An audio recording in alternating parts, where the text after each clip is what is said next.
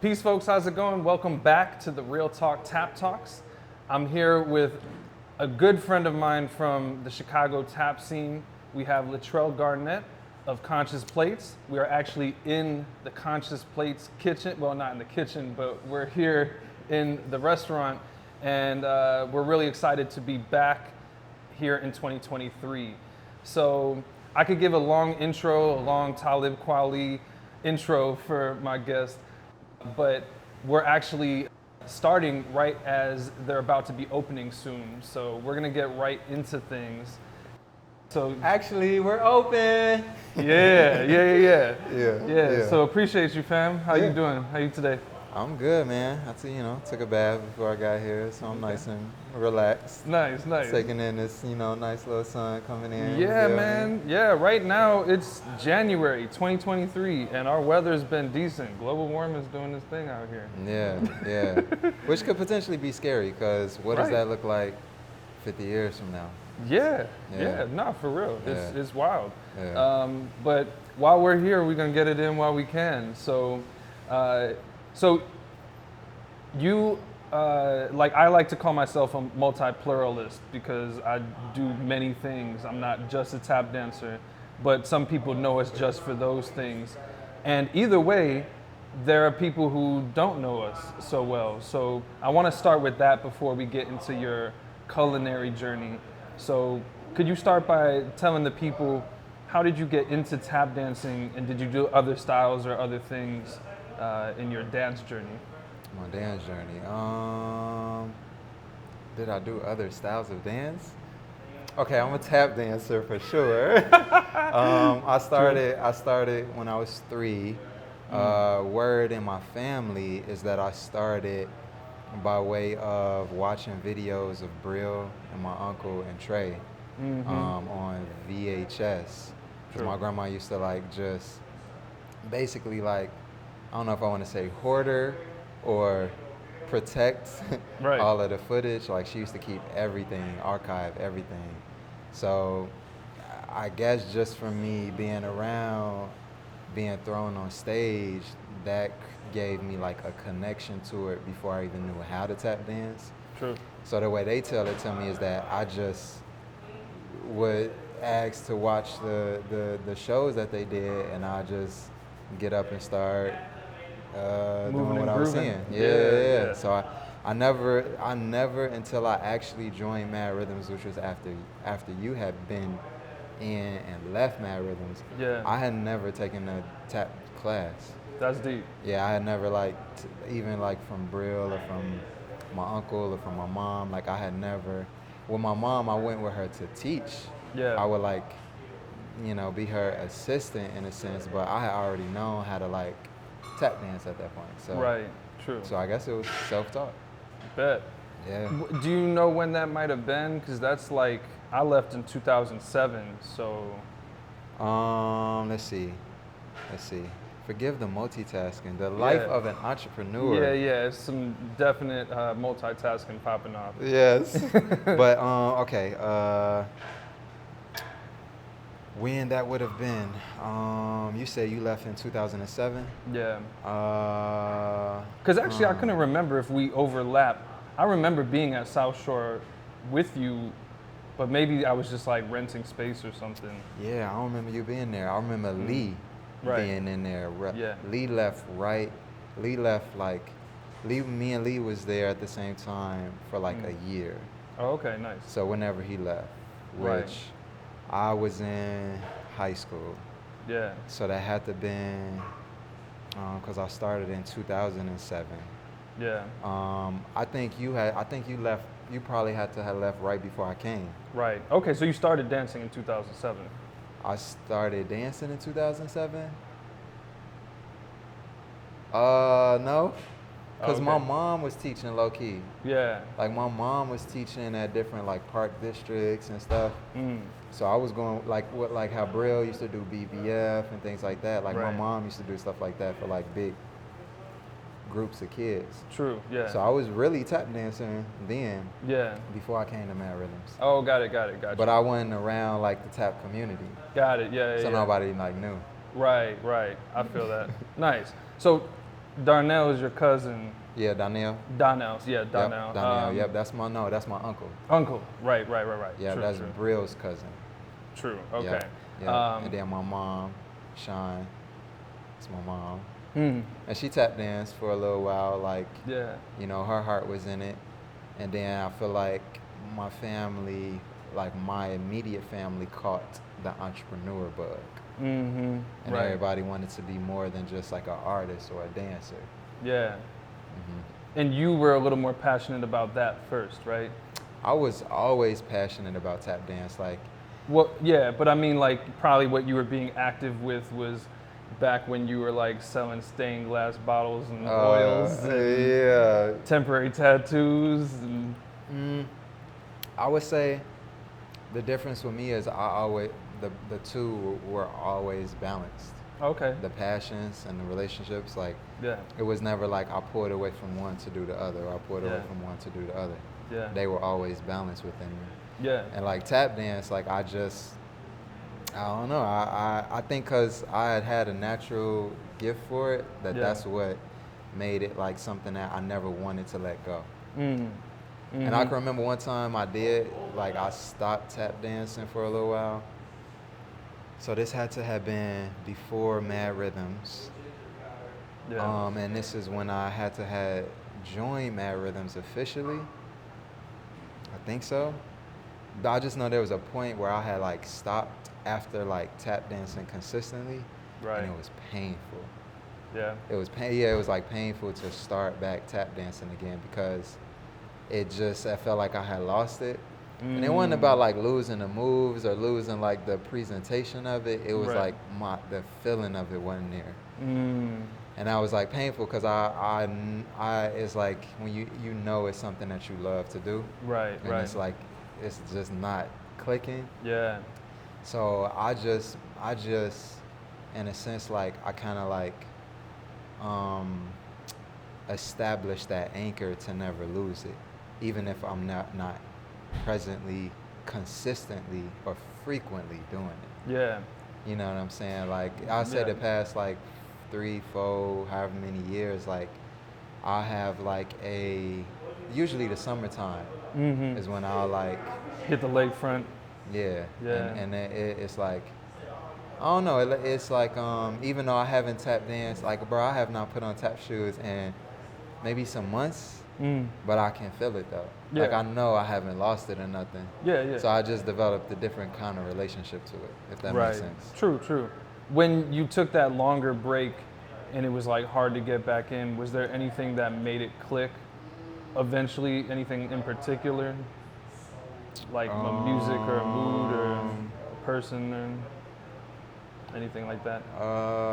Anything that made it click when I was getting back into it. I would say a mix of like people with just music, with just the time that I as far as like me being more of like a improvisational tap dancer. Yeah. Like just improvising. Yeah. Just having time where I would just like improv. I think at the time I was street performing. So even street performing helps. Yeah. You know what I'm saying? Because it'd be time where I could just kind of zone out and just not be feeling it. Yeah. I think that's when we like established a relationship. I think it's through street performing. Yeah. And who did you start with? Like, were you? Because it's kind of blurry for me, because I was like in this group Illinois, and I started with J-Bo, and then we started Illinois, and then from there I just like was rocking with different musicians and tap dancers. But did you start by yourself or rocking with folks? I think I started with J-Bo. Okay. Yeah, I think we started like in a subway. Yep, I think we started in a subway, and then it migrated to like on Michigan Avenue, and then this was around the time when the Taste of Chicago was happening, and everybody was like real fresh at street performing, and it was you, Khalik, Sticks, Lee was there, Star was there, Donette. This was that particular year. Yeah. Star was there, you, me, But I wasn't really like a part of the set for real. Mm. I remember being in my feelings about that too. I'm dead ass like. Oh, yeah. I remember like I think cats like offered me some money. I was like, no, I'm good. I don't even want it. Cause I don't know why. I don't remember the details of like what happened or nothing like that. But well, yeah. oh, I think it was just too many people. Yeah, it was. Yeah, it was. I can only speak for myself. I definitely felt like it was becoming too many people. And where we should go next is into your family. But me and J-Bo started, and when he would be busy, like when he was going to Malcolm X, I would still be doing my thing, or when I was busy, he would still do his thing. But working with musicians, it would be like a 20-piece band out there sometimes. And when I first started myself, I was geeked. I'm like, oh, this is fresh. Like rocking with musicians, it's like djembe players. Like this is real. Yeah. But then when it came to splitting up the money, after a little while, I'm like, okay, like now I need to make bread for real. And we split, for every $5 we split in 20 ways, you know, that's only so much. Right. But then, yeah, when we were doing the taste this one year, I remember me, Sticks, and Khalik were clowning. We all clowned each other, you know, but we were giving J-Bo heat because he brought you and he brought Star, and then I think Star brought Donetta. And we're like, yo, like we trying to make money out here, you know, like this is a real hustle. Like, I was still young, but the musicians Sticks and Khalik were grown. So like cats had bills to pay and things. Yeah. And I remember even playing that Family Affair song, Being Slick one time. And me and J-Bo used to love to wrestle back in the day. So we was damn near about to wrestle it out. Yeah. Because you just heard, it's a family affair. So there's reason for you to feel that way, you know. And it's like looking back, now, you saying that, I get it. Right. There was no conversation like that. Yeah. I had no way, I was too young to be able to discern what was really even going on. I just felt excluded, but still like there. Yeah. And I was just like weird. Yes, you know. Yeah, which is not normally how like I am, but also in the street performing context. Yeah. That's partially where I became more aggressive, because anything you do on the street, you got to be aggressive if you're going to get yours, even if you as a group are going to get yours. And so we had to be aggressive about getting our spots and this and that. And so it was like a thing where it was a different energy. If we were, you know, doing a tap thing, then it would be a little more embracing and inviting. But then on the street, it was like, I'm going to get mine, you know, and if you keeping me from getting mine, you know, it might be a thing. You mind going that way? And then you could just pass it straight to them. My bad. Yeah, nice. Yeah. Some produce deliveries. Yeah, the oyster mushrooms. Yeah, oh, the thing that we sell the most. Yeah. Nice. Yeah. That's super fresh. Yeah. We're gonna get into that. But yeah. Okay. So I do remember those times that the Taste of Shy, and I do remember also like there was also a split at one point, and I feel like. Maybe you were rocking with Star and Donetta and folks, and then I don't know if it was me and J-Bo but like either way, like, you know, we made it through, we did what we did, and at one point I feel like me and you were damn near partners. I feel like we were rocking duo style on Michigan Avenue and things like that when the Taste of Chicago wasn't happening, because that was only a week or something like that anyways, like, you know, that was only a portion of the year. But I remember especially from pictures and videos and things, us being out there, and that was a good time to connect with you. Like, I was still relatively young, but you're younger than me, so I feel like there was some mentorship going on and off the wood. Even I forgot until you reminded me that, like, I helped you get your license. Yeah. Low key. Yeah. High key. High key. My little sister just called me like a few weeks ago asking for me to help her get her license, because I mean, sometimes it depends on the dynamic in your family. You might not low-key have nobody to take you to get your license. Yeah, no, that's real. Yeah. And even though I had plenty of people you dropped me off at prom and everything. Do you remember? No, you don't remember. I don't fully remember that. Yeah, that's wild. I think so. Yeah, you did. Dang. because I was trying to get a car, but I couldn't get a car for prom. That's why I was trying to get my license. Right. And I couldn't get the car, so you just dropped me off at prom. That's deep. That's deep. Yeah. I was chauffeuring out in this piece. And your white, it was the white old school joint. Oh, yeah. That she was whipping. Yeah. You know what I'm talking about? Mm-hmm. Yeah. Taking me back now. Dang. Yeah. My thing was, I didn't start driving until I was maybe about 21 or something like that. So all through high school, not everyone was whipping, but many of my friends were. And having to get rides from people was like, I felt like I was a nuisance. And also I just wanted my own freedom because I've always had an independence. But once I started driving, I'm like, everyone should be able to have this freedom, you know, especially being a music lover, just being able to ride and play my own music because I was still living with my family. To be able to be in my own zone was dope.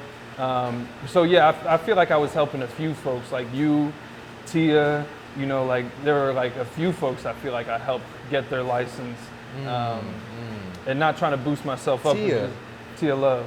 Oh, Tia. Yeah. I haven't heard that name in so long. Yeah, right. Tia. Yeah. Maybe Katia now. Yeah.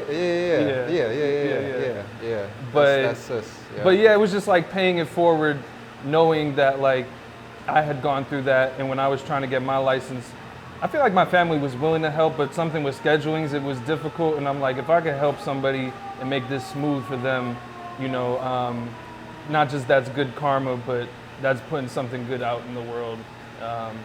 Not like we need more exhaust and fumes on the planet, but you know, people could. It's good for your own heart and soul to be able to have that kind of freedom and independence. You know. Yeah, no, it was helpful. I mean, I don't remember like the super specifics, but I do remember just like I felt like when I called you, it was like no problem at all. Yeah. I remember feeling that. So, yeah. I would still help somebody now, but it is wild thinking back, like meeting cats at the DMV off Laramie, just like, yeah, just take my car and go do this test. Like, now I feel like that was very gracious of me to be like, yo, take my car and maybe run into some cones if you need to, you know, or if you do. And what's crazy is, did you notice? I can't see why I wouldn't have told you, but like on my driver test, which had to have been that one, because I don't know any other driver test that I took, I ran a stop sign. But I still got my license because it was very fair. Like off of the expressway on that other side, on the north side of the expressway, we was driving back to the DMV. And it was like a stop sign behind this big tree. So I really sincerely couldn't see it. Yeah. And I told her, I was like, I did not see that stop sign. And it was very clear. Right. She just ignored it. That's what's up. That's dope. I can't front. I did good on my test, except they were like, I kept chilling and like putting my hand down. And I'm like, you know, just one hand. And she's like 10 and 2. I'm like, word. But I was just like, low-key finessing her, just being, not finessing her, but just being like personable. And she like said a few times, she's like, oh, we're doing a test. Like, I feel like I'm just riding with my homie. But yeah, but anyways, so, okay. I want to go back and have you explain for the people your family that's in the dance and, you know, what your relationship is to everyone. Yeah, so I mean, I guess feels most right starting with Brill. That's my cousin. Yeah. So his mother, Audrey, is my grandmother's sister. And yeah, which makes Star my cousin and Jago my cousin, and I'm trying to think. Yeah, that's pretty much it. And then your uncle. Yeah, then my uncle, then my mom. You're right. Also, my cousin on my dad's side, he tap danced for a little bit, but he went for real like in the tap community. I think Lee may have known him. Where did Lee teach at? Studio One. Yeah, no, was it something ology? No. I could be wrong. I don't remember. But they won. He tap danced for a little bit, but he never really enter into the tap community for real. Yeah. But yeah, that's pretty much The tree. the tree. tap tree. The tap tree, So, from my understanding, you've been like closer to certain folks, or not even closer, but just like more connected at certain points in your dance journey, depending on what you're doing and who you're rocking with. But in the beginning, who out of your family were you connected to initially with tap? I guess when you joined, well, your mother, like you said, but then when you joined Mad Rhythms, were you learning more from Brill or Star or J-Bo? Or you were just like kind of teaching yourself? Brill, because I was in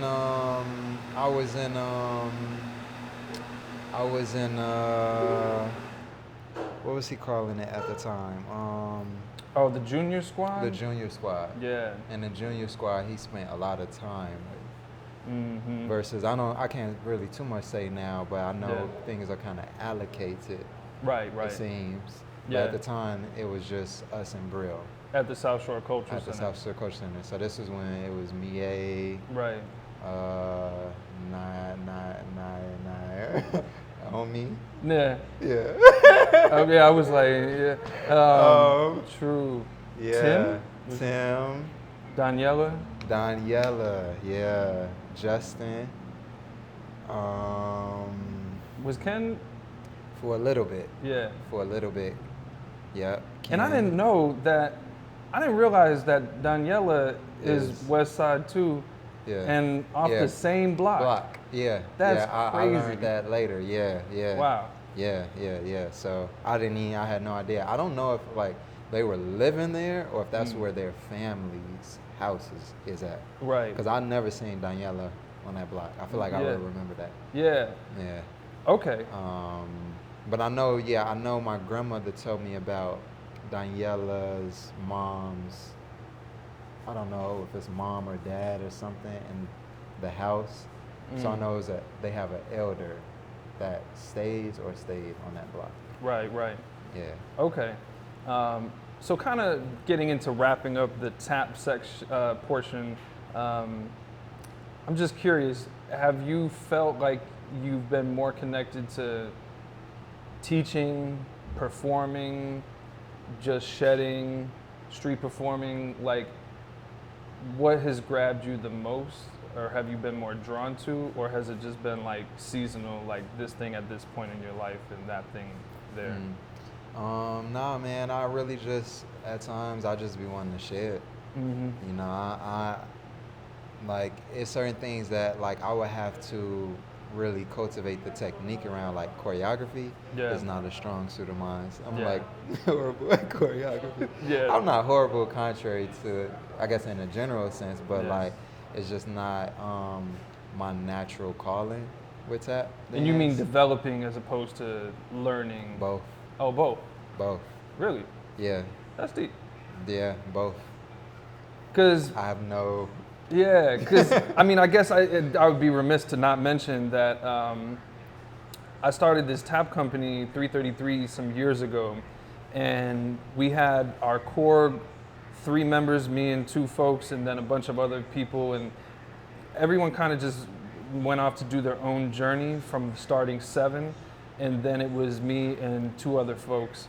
And when they parted, I like last minute needed folks to jump in, and you and Sean Kaminsky came in, and in 2 weeks y'all learned like 7 minutes at least worth of material. Mm-hmm. So that's why I'm like, maybe I'm not remembering right. I know that it, you know, my not tooting my own horn, but my material, my approach is difficult for people even who are in the shed like regularly, super regularly, working with choreography. Mm-hmm. So I feel like there was that, you know, learning curve maybe, but I feel like you all did decently well. Yeah, Like- yeah. I'm not saying like, I guess I'm not trying to like downplay myself. Yeah, like, it's just not your strong suit, you're saying. It can be. Mm. It's just how can I put it? Like if I never had to learn choreography, I would be okay with that. That's hilarious. I can, but if I never had to, like, it doesn't make me feel like I'm not growing in the dance if Right. I'm not learning choreography. Yeah, Me. yeah. Yeah. No, I feel you. It's interesting. I had to learn myself, like, some of the ways that I can't speak for everyone, but that like I was raised in the dance, in Mad Rhythms and otherwise through our elders and, you know, at tap festivals and such. I kind of feel like I was a purist in the beginning and felt like everyone needed to do all the things that we did, you know, be able to improvise, be able to learn choreography, be able to do choreography, be able to perform choreography, you know, being able to teach, being able to this and that. And as I got older, especially when I started 333, I started that company because there was a demand for something outside of what was already present in the Chicago tap community. Most people would think it's a no-brainer, everybody would go to Mad Rhythms, but believe it or not, everyone isn't for Mad Rhythms or Chicago Tap Theater, or those things aren't for them. So some of the people who joined was like my sister and Samantha Scipio, who were heavy tap dancers at one point, but then stepped out, you know, in their journey in life to do other things. And so it's not like I was giving them grace, but I was maturing in my understanding that everyone doesn't have to do everything and everyone's journey is still valid. And we have this sacred thing through tap dancing, just being able to express ourselves and just improvise, and just that could be good enough. You know, not everyone's gonna be out here leading or traveling or, you know, whatever, you know, even if you just have the ability to do that, I think that that's good, even if it's just for yourself. Because especially we learned in pandemic times, some people don't have any form of expression. And what we have as tap dancers is, again, a very sacred thing. And so I'm glad that you have that, and even if, you know, you're doing it in your own time, you still have that connection. I think that that's important if folks can, you know. Yeah. Indeed, yep. So, okay, we could keep, you know, going and going, but I want to say on camera, because I've said it to you and I've said it to other people, but like, I super appreciate you and Sean coming in and rocking and learning that ography, because not only did we have a set for the Chicago Tap Festival 2 weeks after y'all joined, but then we had a gig in Detroit for the Motor City Tap Festival, and y'all rocked that as well. And it's not like, you know, there were no mistakes at all, but at the same time, it was like, it was strong. It was strong. It was not just strong enough. It was strong and impactful, and people dug it. It is funny though, speaking of choreography, that like, and while we're here at Conscious Plates, now that you have a restaurant, like fast forwarding from when you left to now, I feel like the day that you left was when you finally learned all of our repertoire. So I can't lie, I was like, damn, I had just finished teaching all this material. But still, those times were good. And for what we both were going on in our, what we both had going on in our personal lives, I feel like that time was still not like a waste at all, you know, because most people I shed with, most people don't join the company unless like we could kick it outside of the studio. And so, you know, we were definitely chilling afterwards and like speaking on things that are of higher vibrations of, you know, food and things like that as well. And I can't front, it was sad to see you go, but it is dope to see where we're even sitting now, to see this dream or this, you know, whatever you look at it as, but this, as I imagine, this seed blossom to what it is now from where it started. Especially having seen all, like, I've always had an entrepreneurial spirit and drive. So I've always peeped, you know, the different ventures that you've had along the way. I was just trying to think, and I'm mad I can't remember the social media one, but there was like a few different things. Yeah, like social media marketing. Well, there was like social media one. There was like a network I think you were about to start or started. Oh, a long time ago. Be Seen. Be Seen. Damn. Yeah. Yeah, and I brought it to J-Bo for us to do it together. Yeah, that's so right. we were really like going about it together. But yeah, I don't even know when that was like 2011. 2011. That about was right. yeah. That was the beginning. It was like I always had like hustles younger than Yeah. that, but that was like the beginning of me saying like, okay, I have an idea, and let me put forth the effort to go on a journey of turning it into a real life thing and a business around it. True. So it actually is interesting because it's still something that I'm actually proud and grateful that I did because even though I never like actually created a website or a network or nothing like that, I did organize events around it that like people was coming out for, and I remember like people like flew in to like perform at events where like agents from talent agencies were supposed to be at. Like I know it was maybe at least like 1 or 2 agents in there. If there was more that was anticipated to be there, I don't know. But it was definitely like field packed. I packed event like the events that I had, which let me know that like even though like the past things that I've done were not necessarily successful, those things taught me how to fail. And I realize very clearly now that success in any way that it could be perceived doesn't come without failure. Yeah. Consistent failure. Yeah. Yeah. So yeah, I believe in that as well. Yeah. So now that we're transitioning into your entrepreneurial journey, I still want to go back because I remember hearing of this, but as I mentioned, when you were younger, you were selling. I'm sorry. Oh yeah, you got it. Go back. I thought that said Donetta.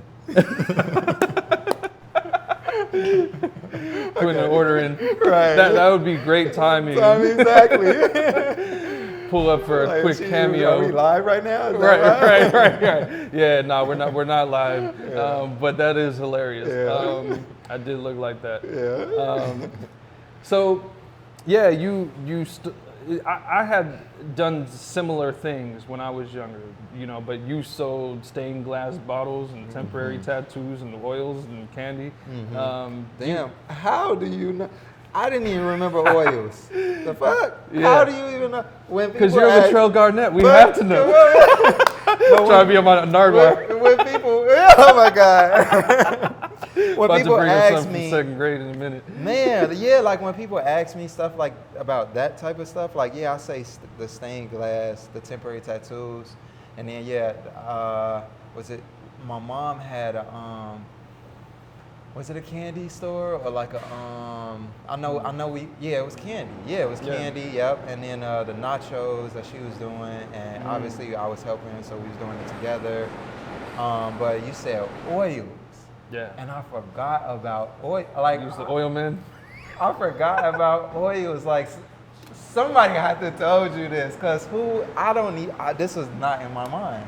Nah, before we had like met through tap dancing, I remember being out west and I bought some oils from you back.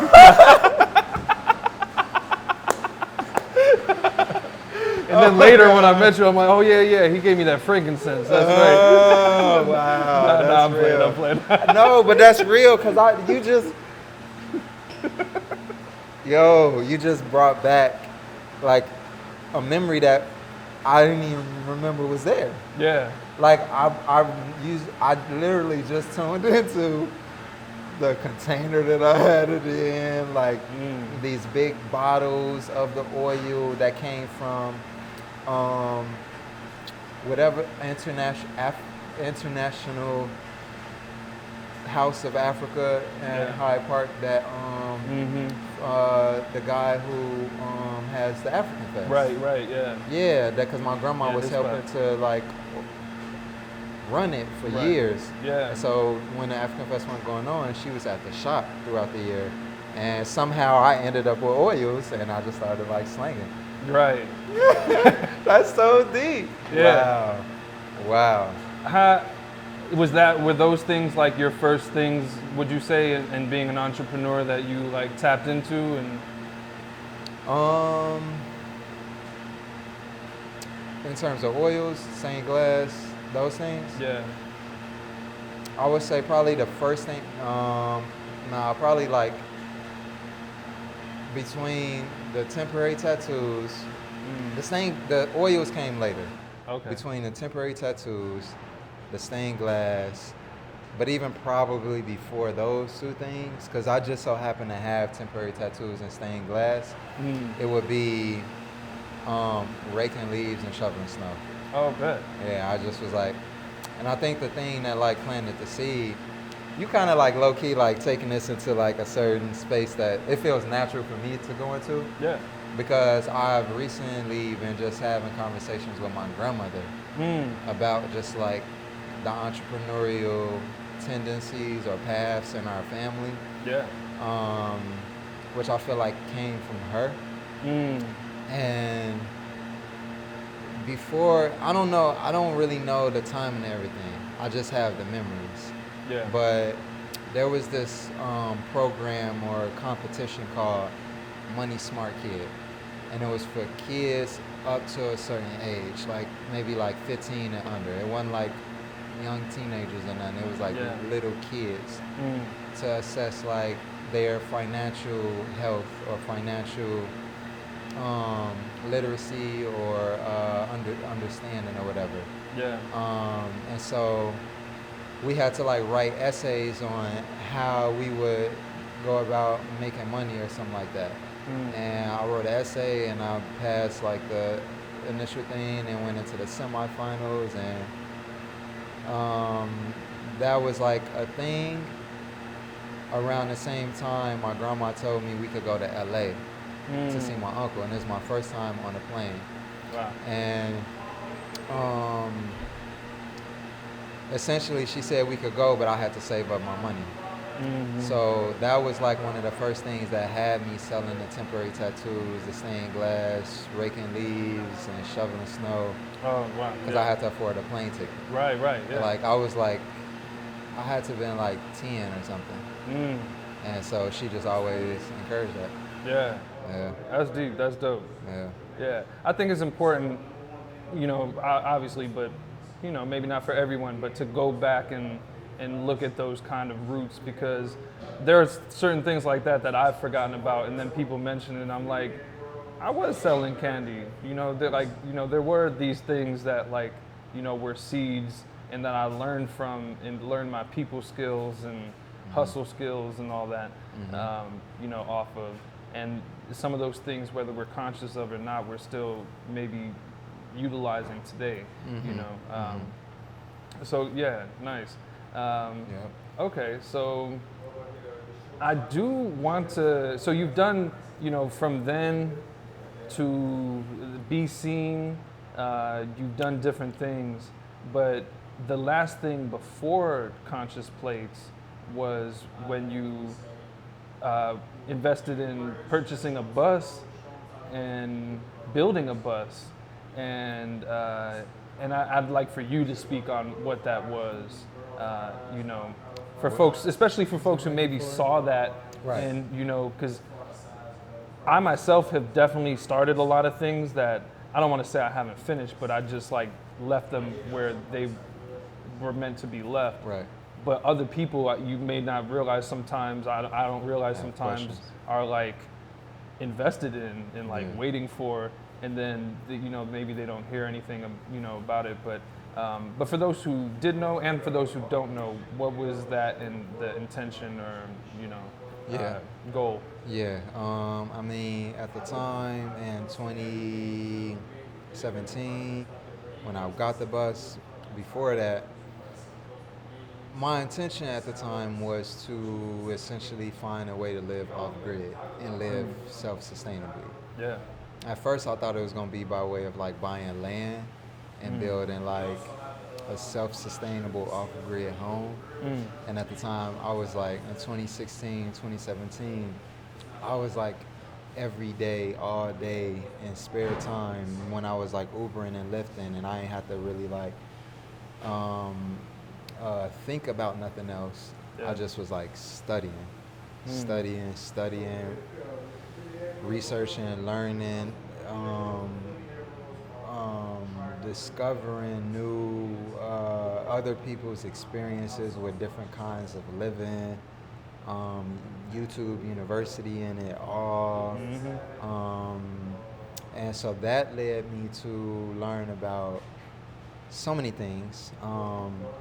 One thing was, in general, it all kind of was centered around sovereignty, which is something that I still am anchored in and attracted to, which I can explain a little more. But specifically, there was these forms of houses called earthships, and they're essentially like homes that are built from self-sustainable / recyclable materials. So like the walls would be clay, but inside the clay would be like old recycled pop cans, bottles. The bottles would be filled with like dirt. The bottle stuffed and then stuffed inside of tires that would be essentially the insulation inside of like a clay kind of wall. And so it's like that kind of walls with like gardens, all gardening all around the house, tanks on the roof to collect the rainwater, solar panels, a whole hydroponic system for like the water system to be able to be like recycled through the toilets, through like just this whole self-sustainable off-grid system. And I have found out that there's a whole city of just earthships down in Taos, New Mexico. So before I bought the bus, I had went down to Taos, New Mexico. I had flew to Colorado because I was going to buy 5 acres of land at this random ass place called Alamosa, Colorado. Okay. Go crazy. Yeah, because I'm trying not to go too much off into other things, I guess, but there's these things. Oh, good either way. There's these things called pockets of freedom. And so essentially they're every count as far as like building and construction, amenities like plumbing, electricity, there's laws around these things. Like you can't just do whatever you want to do. Right. In Cook County, you really technically can't be off grid for real. Yeah. There are some houses that have solar panels, but they still by law technically have to be plugged into the grid. Right, yeah, for sure. Then there are counties in the states where you can do you, and they're called pockets of freedom. And there's resources where you can discover what these counties are. Right. So when I found out what these counties are, I essentially looked for land at an affordable price in those counties, and I found 5 acres for like $2,000 or something dollars. So I needed and wanted to go and see it. Yeah. Because I had like this whole vision for like what I was going to build on the land, but I needed to like see the land first. So I went down, I flew into Denver, rented a car, drove to Alamosa, which was like 2 hours or 3 hours away from Denver, but right next to Taos, New Mexico. And so when I got down there, like the land was just like crazy. Like it was like half the land was like concrete. It wasn't dirt like it looked in the picture. Right. And then it was like old appliances, like washing machines, like just like it was just like I'm like I didn't have money or nothing for real. Like I had I think $3,000 or some dollars saved up. Yeah. So I was gonna buy the land and just continue to go with the flow. Right. But just trying to make like a wise decision because I didn't have a son yet. But I knew I could. I also had like certain things to balance out as far as like responsibilities. Yeah. So it wasn't like I could just. I still needed to make like wise decisions in a sense. Yeah. So when I saw the land, and then we kept driving to Taos, New Mexico, and then I seen all of that. Just how the quality of the land had to be. Right. I just passed on the land. I passed on the 5 acres, and I kept researching. And that's what led me to this whole world of people who build homes, tiny homes on school buses, just from like continuing to research. Right. And then when I found that, that's when I was like, oh, okay, that's interesting, because then you don't have to like pay taxes. Then it's a different like form of like sovereignty that I felt like comes with like a tiny home on wheels that's not on land, because land to me is such a so many politics with it. So yeah, so I mean, if my spirit feels all the way called to do something, I'm like all the way in.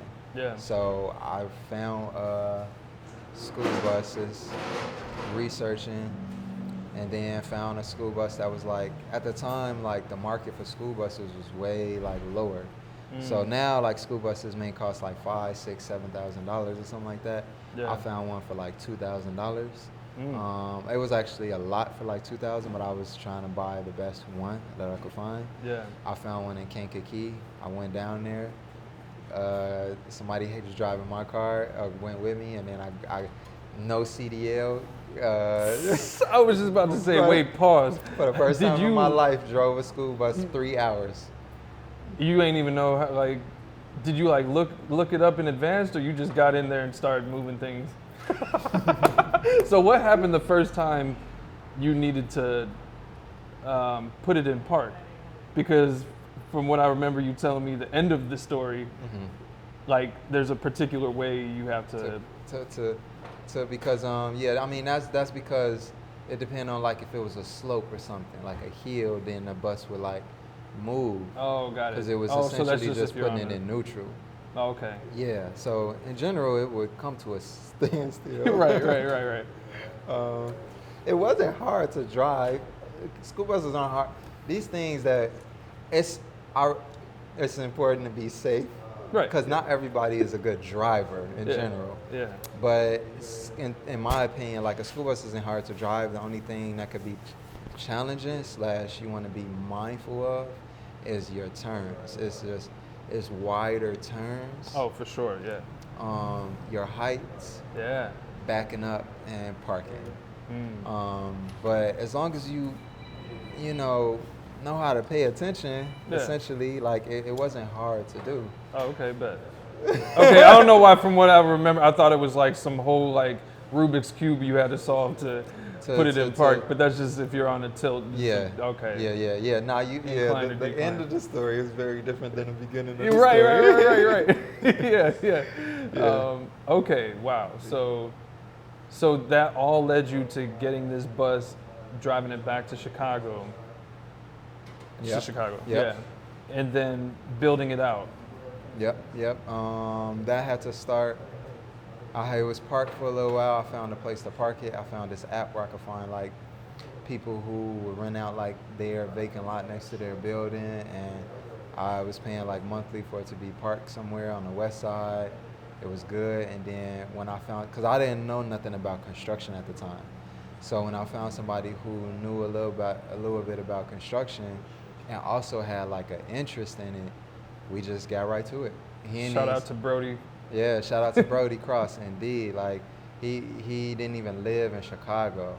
Oh wow. He lives in Nashville, Tennessee, or somewhere in Tennessee, and we was just talking on Facebook, and just from talking, I'm talking about like I don't know if they was there. I think they took a trip down. They took a trip down here, or he was just coincidentally like down here for a little bit for a few days, and we was able to like further the build. Yeah. And then from there, like he just literally like it had to have been within a week or something, moved his whole family down here, and he got a pretty big family. Right. That's deep. That's crazy. Yeah. I didn't know all that. I just assumed he lived on the south side already. No, he like moved down here, and I moved out of I halfway moved out of the apartment I was staying in on the south side, and him and his family were staying in that apartment. And then we was building it in the back of the apartment. Wow. I remember that. I came through at least once to help out. To help out. But I also was intrigued because me and Trey, shout out to Martin Trey Dumas III, he's had interest in kind of being off grid and, you know, getting a bus or something like that or a van and just being out here and touring, tap dancing and living. And I feel like I've seen that for a while. That's a whole subculture of living, is the on the move living. And you know, you must obviously know, like, you go on a crazy deep YouTube rabbit hole of people, you know, who are living that life. But yeah, so I did pull up one time. That was really cool to be a part of and to see that. And so it started with your ambition for like your own off-grid living, but then it turned to something for artists, or what was? I see. Yeah. Honestly, like I was staying in this like very big size apartment for no reason in Hyde Park at the time. Just balling out. I wasn't balling out because I wasn't even really paying rent. You feel me? Like it was just, this is where it get real, because it was like I feel like I was just like making decisions to live a certain lifestyle that I wasn't being conscious about or intentional about. I was just doing it because it's what I had grown up seeing. Yeah. And so for me, it was more so like I was in an apartment where I was like struggling to pay rent, hustling every day, driving Uber and Lyft, being like tired, hurting, not really having no time to do nothing else. Yeah. And that's what made me, that's when I really started researching, because it was a moment of like, what am I doing? Right, right. You know, so, and then just, I mean, outside of that, like, I don't know, I feel like I kind of started with disadvantages, whether it's like having things on my credit or having other people who've like done things, you know, in regards to like my name that made it more challenging for me in general. Right. Nothing that I ever like really talked about or even like really made it a problem with nobody, but just something that made it challenging for me. Right. That was like, I just was questioning like what kind of life I want to live, you know? Yeah. Even being an entrepreneur, it was like, I didn't really have it in me to like want to like just be out here trying to make a lot of money just to try to have this or have that. That just was not in my spirit. That was not, it just didn't resonate with me. Even with me being like influenced to be an entrepreneur. Yeah. The reasons were not mine, if that makes sense. So that's really where it came from, in like in a nutshell of like me reflecting like where my heart and my spirit was at. It was just like, what am I doing? Yeah. And how can I live a life where I'm a little more free to live, to have time to like reflect on myself, on life, at the time to heal from like a lot of family oriented things. Right. Because it was like, I'm like, which is nothing that any of us are oblivious to. We be working so much, we be so occupied with like our work that we don't have time for ourselves. And that was essentially all it was for me, that I felt like other people could relate to it. Whether it was me assuming that other people would relate to it, Right. or people who were expressing to me that they did relate to it or resonate with it. Right. So, and then it's just always been in me to like create and build, and then create and build with the intention to be of service. Right. Right. That's just always been like an element of me. Yeah. So that's where it became like a idea for a venture, but it came for me first, like just my own personal lifestyle. Yeah. Which I'm still kind of there, like, Yeah. you know, as far as like wanting to just be minimal, wanting to have the freedom to, you know, live in alignment with what my spirit is feeling. And even like being an entrepreneur or a business owner, it still has to be a conscious choice, because any path that you're going can take you deep into an area that might not really be you. Right. But that's just me, you know? Like, Yeah. I don't really need much for real. Yeah. I know like my journey. I know my childhood. I know like why. I know what actually brought me here. Yeah. It wasn't the things. It Mm. was the basic stability, Right. essentially. You Yeah. know what I'm saying? And the having more of a fair chance to live in stability.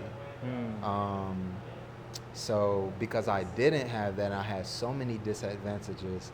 That just was like a natural push to build, like to uh, just tap deep into myself to be able to pull out and manifest to whatever extent that I felt like I felt called to. Yeah. Essentially, even this, bro, like this was not intentional. I never intended to have an alkaline restaurant, and I don't think a lot of people really, except maybe people here or people in the community that may ask me about the story. Right. But outside of people like you saying that may just see the journey as it unfolds, like this kind of came to me. I just, on that side of it, I'm kind of already built for it. Yeah. But like, I didn't look to open a restaurant. Yeah. I didn't look to open an alkaline restaurant. And so it's like when I was staying with Star, and I did the first pop-up that started Conscious Plates, which was at New Life. What's that one? The one? New Life Health Food Store on Roosevelt, right off of Kids, cat a corner to where she used to stay. Okay. Yeah. Yeah, right off of Kids in Roosevelt. I did a pop-up in there, and I made food, and people happened to like it. And yeah, it was vegan, but it was like I didn't use like the tofu, the seitan, the fake vegan cheese, and then nothing that I was doing. It was just like, I guess as close to like natural vegetables. And for bread, for the sandwiches I was doing, I was using spelt. And spelt, it's like, it's such a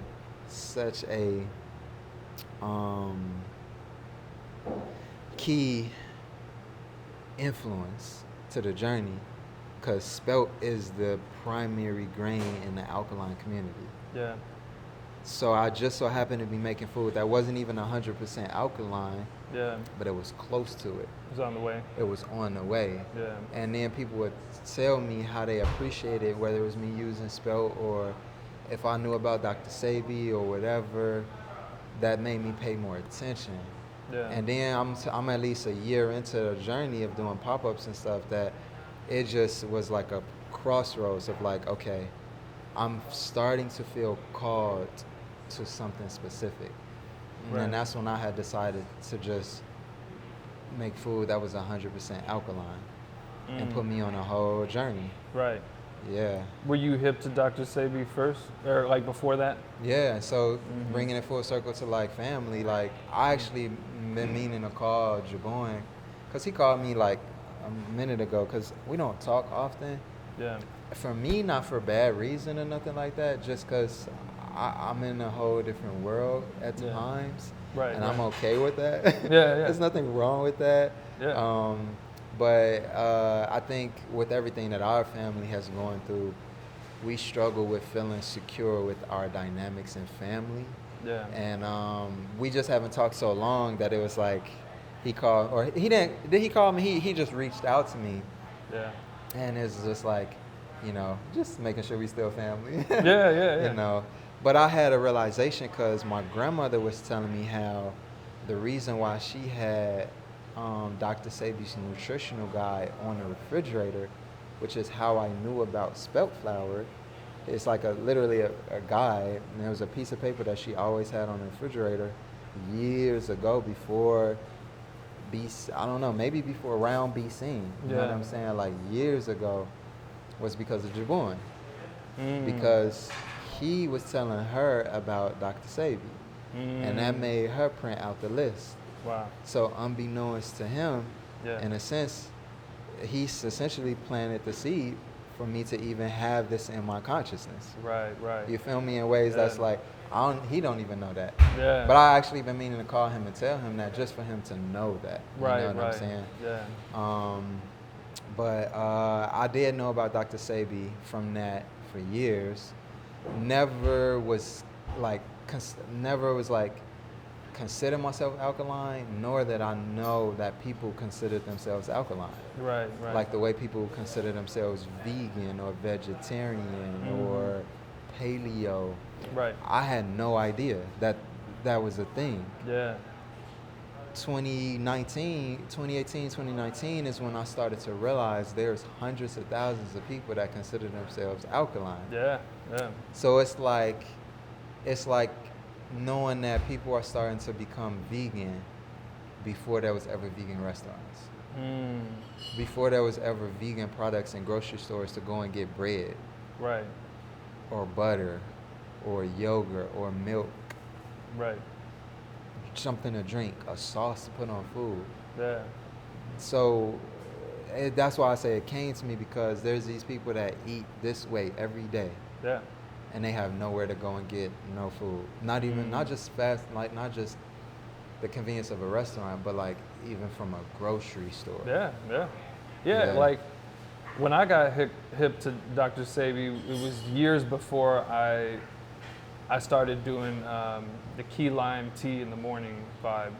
And then I remember like being like, where do I find some damn key limes? Like, it's so hard to just find key limes. Yeah. Like fruits and foods that actually originated from this planet and not from man. Yeah. Right? Yeah. Because our limes are one of those that we Hybrids. created. The hybrid. Somewhat on topic and off topic. Could you just, for the people, share what are some hybrid or man-made fruits and vegetables that we created? Yeah. And I just want to precursor that with saying, like, I'm not here trying to advocate for everybody to be alkaline. Yeah. Or for everybody to not consume a lime, a regular lime. Like, Yeah. that's not really the point. Yeah. The point is more so just to have an understanding of what we consume and whether it's like alkaline or not. Yeah. And like, because I didn't know that a lime was like a hybrid or a GMO. Yeah, me neither. And that's why I'm just interested for you to share, because I'm also not like trying to push anybody in no direction. Yeah. I joke, but I'm also serious that I'm part-time vegan. Yeah, You know, like yeah. I definitely eat meat, but I've just learned that anything in the right path is good, even if your life isn't completely steered there completely. Mm-hmm. And I know that some people would be like, no, you should just go all in on something, but this is just where I'm at now. But I didn't know that broccoli wasn't, originally. Natural, because there's nowhere outside of like a farm where you will go and see broccoli naturally growing. Right. Yeah. So limes, like the thing about limes, like essentially they are a key lime, they're just bigger. And essentially one of the main things that they do that makes it genetically modified or a hybrid, which there are nuances that makes those things different. The reason why they do those things is to either mass produce or enlarge. And usually they're enlarging or speeding up the growth with things that are not natural. Yeah. So, okay, you consume a lime, you consume a lemon, they still have health benefits. Right, yeah. But it all is relative to what's going on with your body. Yeah. Because whatever is in literally like the DNA of that fruit could potentially also not help you. Yeah, right. It just all depends. You Yeah. know what I'm saying? Like, I can tell the difference between a seeded watermelon and a non-seeded watermelon when I eat it.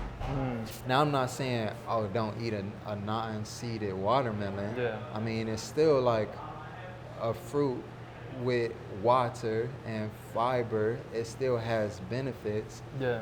But then for me, I couldn't necessarily like consistently eat a non-seeded watermelon because I can feel how it makes me feel. Right. But that's just me though. You know what I'm saying?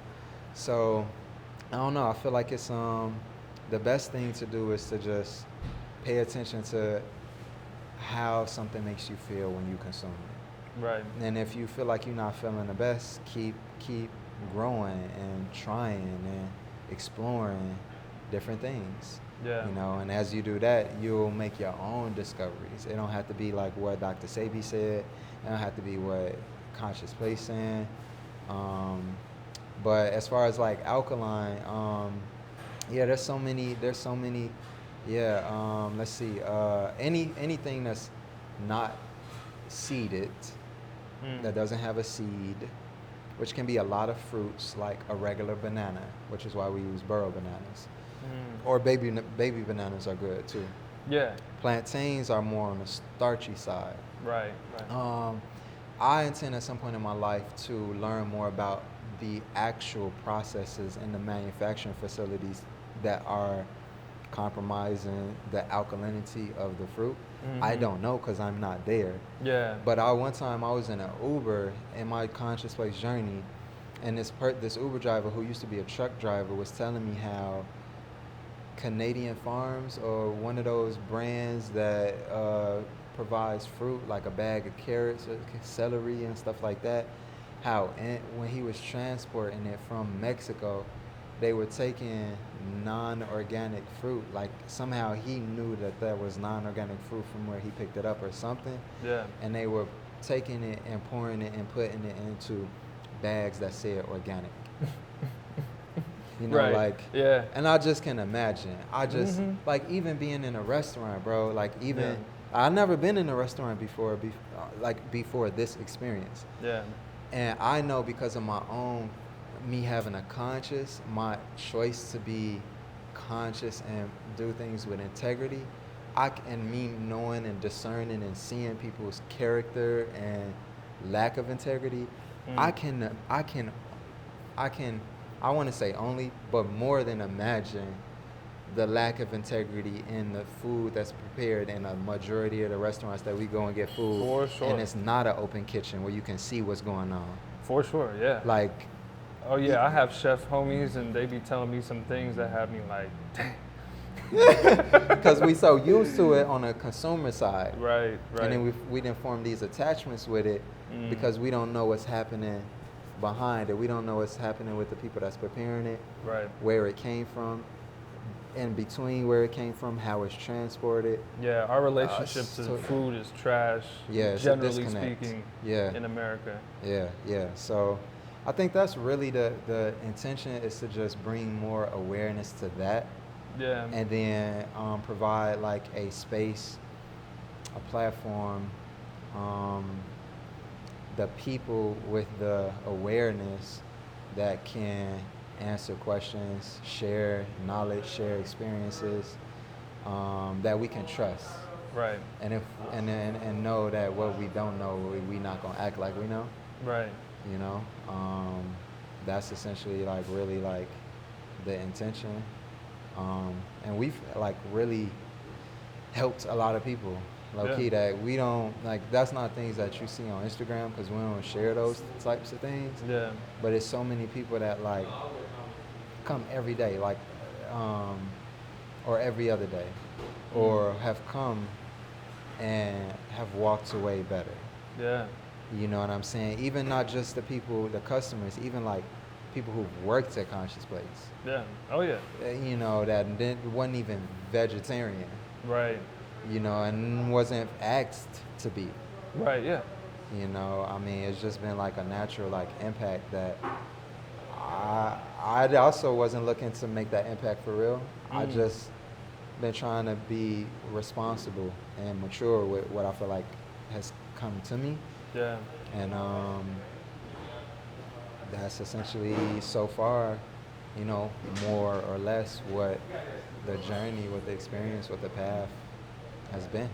Yeah. No, it's super admirable, and I really respect that as someone who also, not just for my own feel good, but for the betterment of the world and our people. I love doing things that I don't tell anyone about.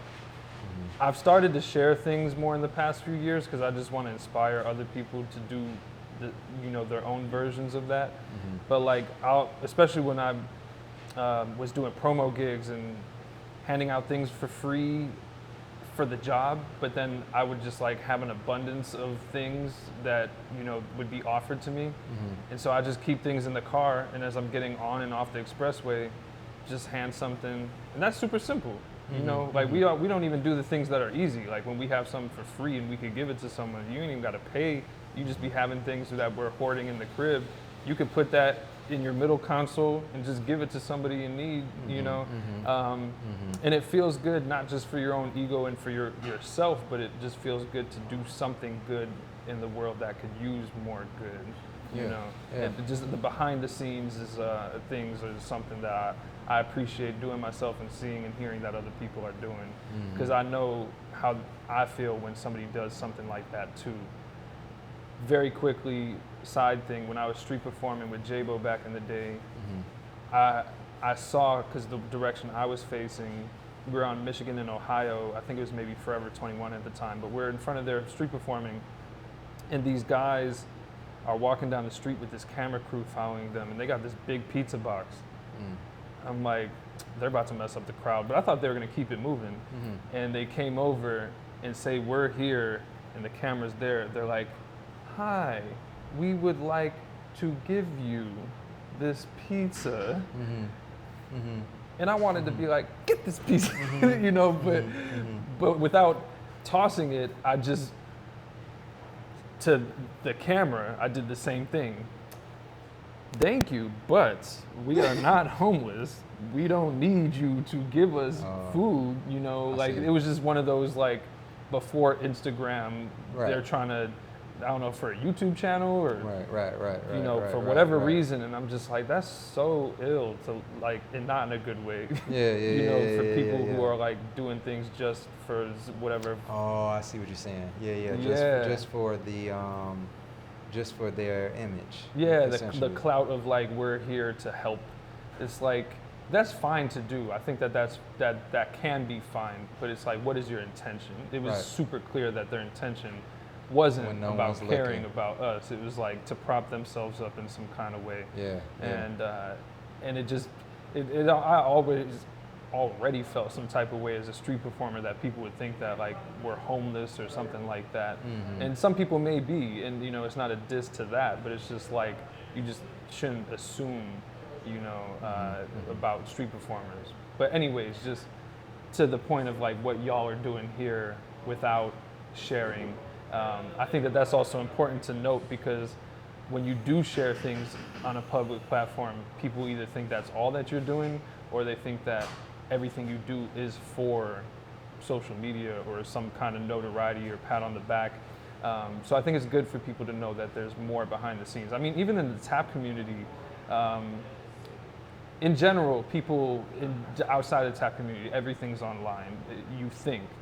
But in Chicago, there's so much that happens. There's so many things that I'm a part of that nobody ever sees online. And it just feels good for me and the people that I'm with to have something that's like sacred to us, where it's like we're doing something positive, or even if we're just chilling, like there's just something happening that's like for the people in the room, you know, to take with them out in the world. And it's gonna have an impact, it's gonna cause a wave, but it doesn't need to be like, we out here, you know. On display, But there is an importance of like displaying something or like some kind of promotion and, you know, things like that. But since we got to Conscious Plates, and you kind of like already gave a little of the origin story that you didn't plan for this. This started with when Star was out west, you said, off Roosevelt? And then it continued when she moved south and you were with her at the time. Is that when you started this as like a online kind of thing? Like before it was a restaurant, and before the Bronzeville box thing, you were doing like online orders of some kind or something?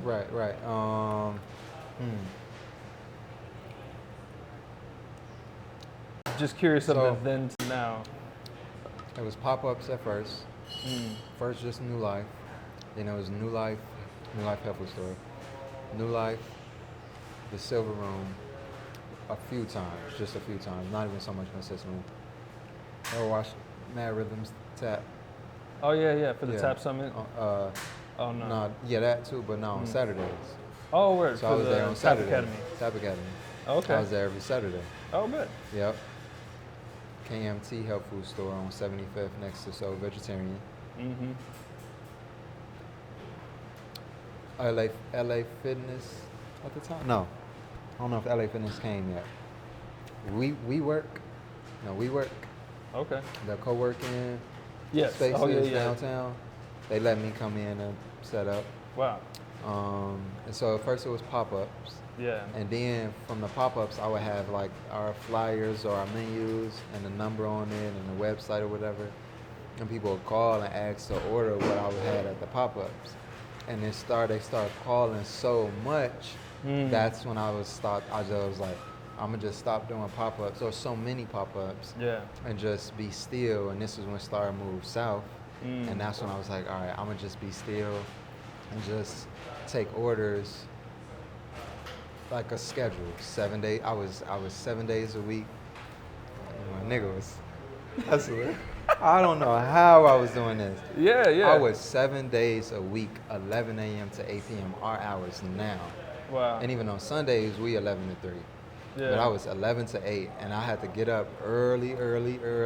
That's why I was like real at the time. Like, I don't know if you noticed, anytime you ever came over to Star's house, I was real secluded. Oh, I remember. I'd be like, oh, Latrell in here? Yeah. But I had to be for reasons Yeah. that like nobody really understood. Like either I was tired, or I was working, or I was healing. Yeah, yeah. One of those three. Yeah. Because it was also a time where I was like dealing with personal things with family. So if it wasn't that, it was either I was very tired or I was working. Yeah. Because I had to get up. So I was 11 to 8, 7 days a week. I stopped doing as many pop-ups. I think I maybe still did the one on Saturdays. And I had somebody go and do it for me. But essentially, like, I set up the website. I think that's when I set up the website. And then, but for the most part, people would, I set up the website. But then I also put us on DoorDash. So people would come to, ask everybody that's staying in Star Building. People would come to, I think this is, Yeah, you got it. So again, folks, we are here in the Conscious Plates space. And Latrell is on the clock right now, so you are getting a bit of the experience. This is at opening time still, but man's is working. Yeah, the balance, yeah. So at the mansion at Stars spot. Yeah, people will call, place their order, come pick it up. And I just, the way I went about it was I tried to keep everything as professional as possible. Yeah. So the same bags that we have now with the logo on it, the same quality of like containers, packaging, quality of food. Are you y'all on DoorDash now or something? No, we not now. Oh, okay. But we were then. And like, oh, he just on a bike. I was like, oh yeah, he's just on the bike. Yeah. Nah, we not now. But yeah, like where there was people just calling me direct, and then it would just be word of mouth. People telling one person about the food and how good it was, or DoorDash, us being on DoorDash, and people would order food like they was ordering from a restaurant, and DoorDashers would come through and circle around Star's block several times because they like, where is this restaurant at? And so then eventually it got hilarious. Eventually it got to the point where like more or less like the same DoorDashers started coming. So they started knowing when a Conscious Place popped up on their phone where they was going to. That's hilarious. And I just kept it as professional. I tried to handle everything with integrity. Because it wasn't like I was supposed to be doing that, for real. You know what I'm saying? Yeah. Like, DoorDash knew. They was cool with it. Word. So that was that, essentially. And then, I mean, it just was like something that just picked up momentum to where it was like, I mean, I was cooking all day, every day. Yeah, You I know remember what I'm that. saying? Yeah, I'd pull up to Star's crib and you in the kitchen. I'm like, you about to eat breakfast? And you like, no, I'm about to sell this, or I'm about to, okay, or yeah. like whatever it was. It's just like I thought you'd be cooking for yourself, and you like, no, I'm like putting an order out. Yeah. But wait, pause, rewind. You said from doing the pop-ups, people were calling you to place orders. But this is before you made it known that like we're doing that. People Okay. would just like inquire. Yeah. That's dope. Yeah. How did you feel about that initially? Or like, do you remember the first time someone did that? Were you like caught off guard, or? I wasn't too much. I was caught off guard because I couldn't provide the food in that moment when they called. Yeah. But I wasn't like too surprised because at that point I was already in a momentum. At that point I was already like, I'm rolling, as Jalen says. I'm rolling. Yeah. So I was ready for whatever was coming next. I couldn't foresee what was coming next, but my intention was to be ready. Yeah. So that's why I adapted and just, transitioned to just being still. I felt ready for it.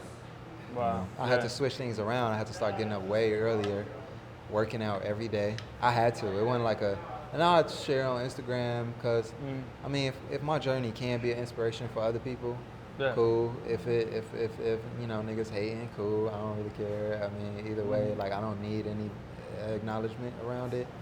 But I literally had to because my body would be tired. Yeah. And like beat up. Yeah. Because I be 11 to 8 making hella stuff, but then I also had to prep. I also had to go to the stores to get the supplies, and I didn't have a car at the time. So when like I could drive, and then I'm literally like either Ubering, or if I ain't had the money to Uber for whatever reason, I'm walking to the Walmart that's close to Star's crib. Like I'm dead ass. Like I'll be walking with bags. Right. You feel me? Like that's at least Marching. like 20 blocks. Yeah. You feel me? So that's why at this point, like everybody that I work with, it's just a lot. It's just a supreme respect and high standards set for everybody individually. Because I don't ask nobody or nothing that I'm not already on myself. Right. You know what I'm saying? So that was essentially like what that ended up requiring of me, was on DoorDash, and then I think Leah told Star to tell me about Boxville or something like that. Yeah. And then I went and checked it out, and I was like, oh, okay, yeah. Yeah. In retrospect, no.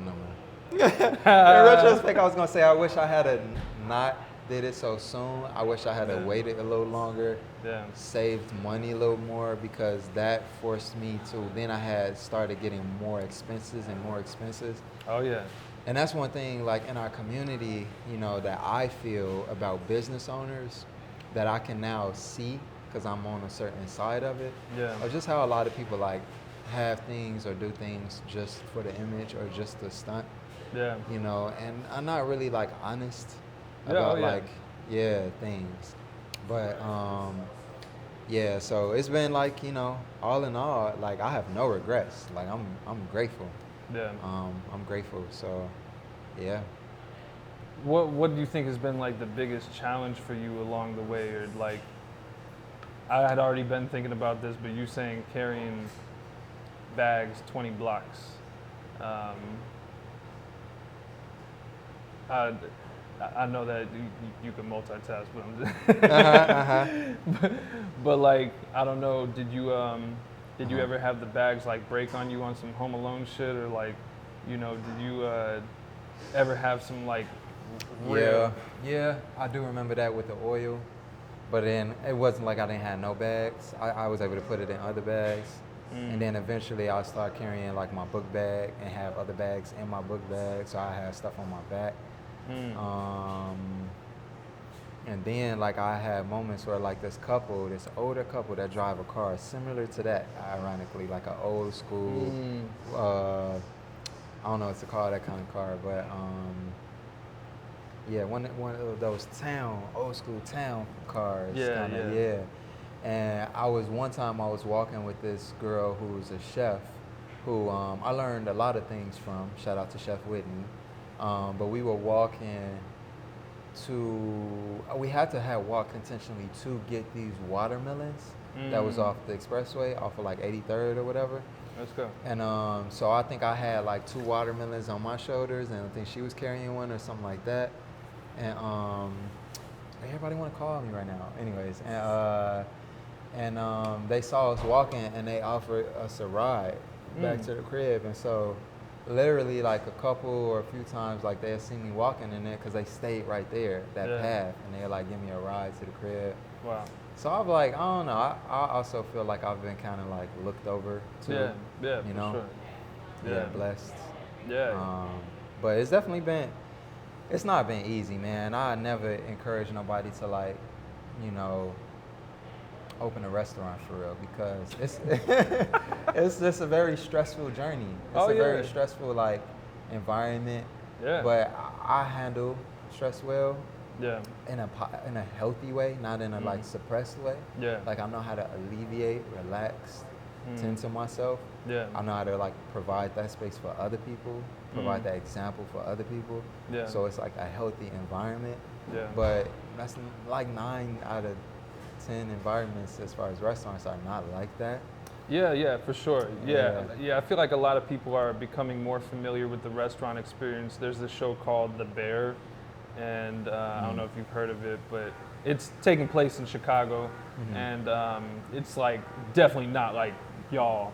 It's high stress, high, crazy. Like there's the stresses regardless, but like people yelling at each other and things like that. But yeah, no, restaurants like, you cut yourself, you might drop a whole plate of food, all of that. You get people complaining, like having to redo orders when it's not your fault. All of that. Yeah, I'm very and I'm sensitive to that. Like I interviewed Matt from Dancing Fair, and all these things that we talked about, we didn't touch on this until I was in Mexico with him recently, and he was saying of like all the complaints that they get, and like he'll tell people, don't get this leather with this leather because it's gonna rub off, and and then it'll happen, and then they'll act like it was his fault. But any kind of service industry, and then I can only imagine like in the kitchen on the daily, like there's got to be at least maybe one thing a day that, even if it's not a major thing, just like could be a setback or something unexpected. But that's why bringing us back to being tap dancers, I think it's great to have that skill and to know how to be an improvisationalist, because even if you have that before tap dancing can just enhance that in your time on the wood and off the wood. Yeah. Those adaptive skills, reflex skills. Yeah. Even just moving in the kitchen for real. Right. Yeah.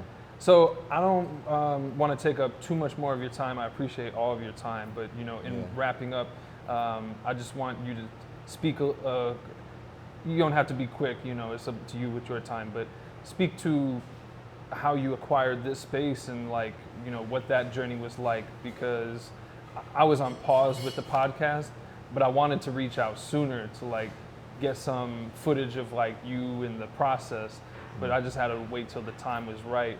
But I was following your journey of like when you got the space, and then you built a lot of this. All of it. Yeah, this was a bare This is just bones. all silver. Yeah, it looked like concrete. The floor looked like outside, but rougher. The walls were not all the way white. Oh, so you even like hooked the floor up? Ceiling, yeah.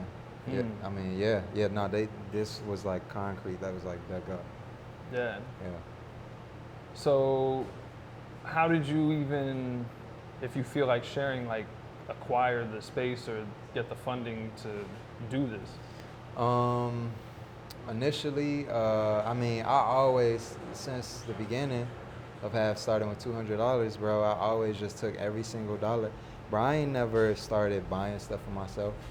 I always took every single dollar and just put it back into the business.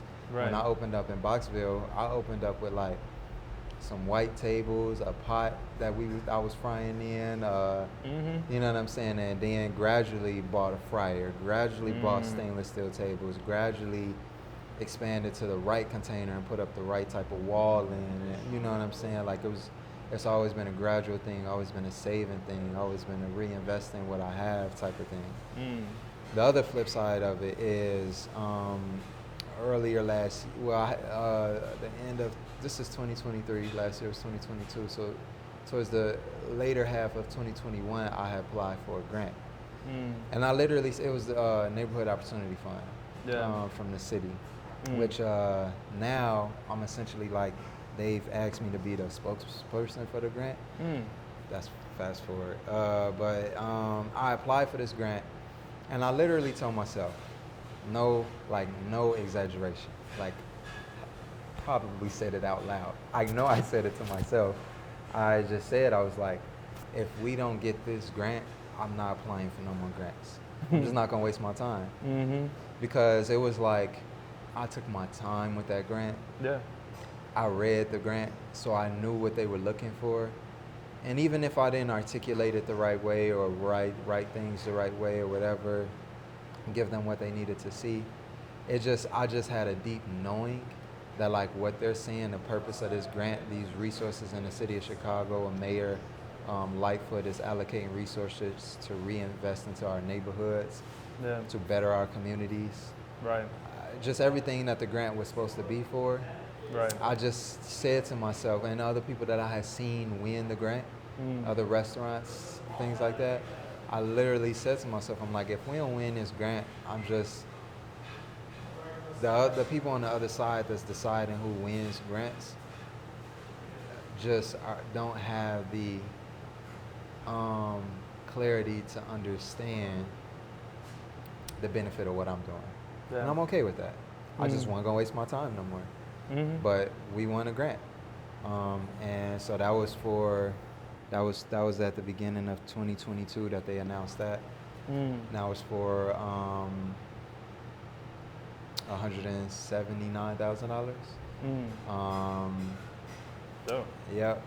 So between that, and then I had this one brother who, when I was doing a crowdfunding campaign in 2021, this brother reached out to me and was like, yo, I got some like investment capital. I got some funds like that, I'm looking to like put somewhere. So if you need some funds, like let's talk and make it happen. So I was like, all right, cool, let's talk. I never even really like pushed for it or like was something I was pursuing my whole journey, bro. I ain't never asked nobody for nothing. Yeah. I just been hustling. Yeah. Fast forward, this brother who doesn't even live in Chicago drove from Indianapolis, close to Indianapolis, like 4 hours away. He drove like 4 hours away, came through when we was in Boxville, and literally just handed me in cash $5,000. Like he just was like, "What's up?" right? Yeah. And was just like, and handed it to me. And not even off of investing. Yeah. Right. Yeah. Yeah. You feel me? Not even off of a business, which is like here.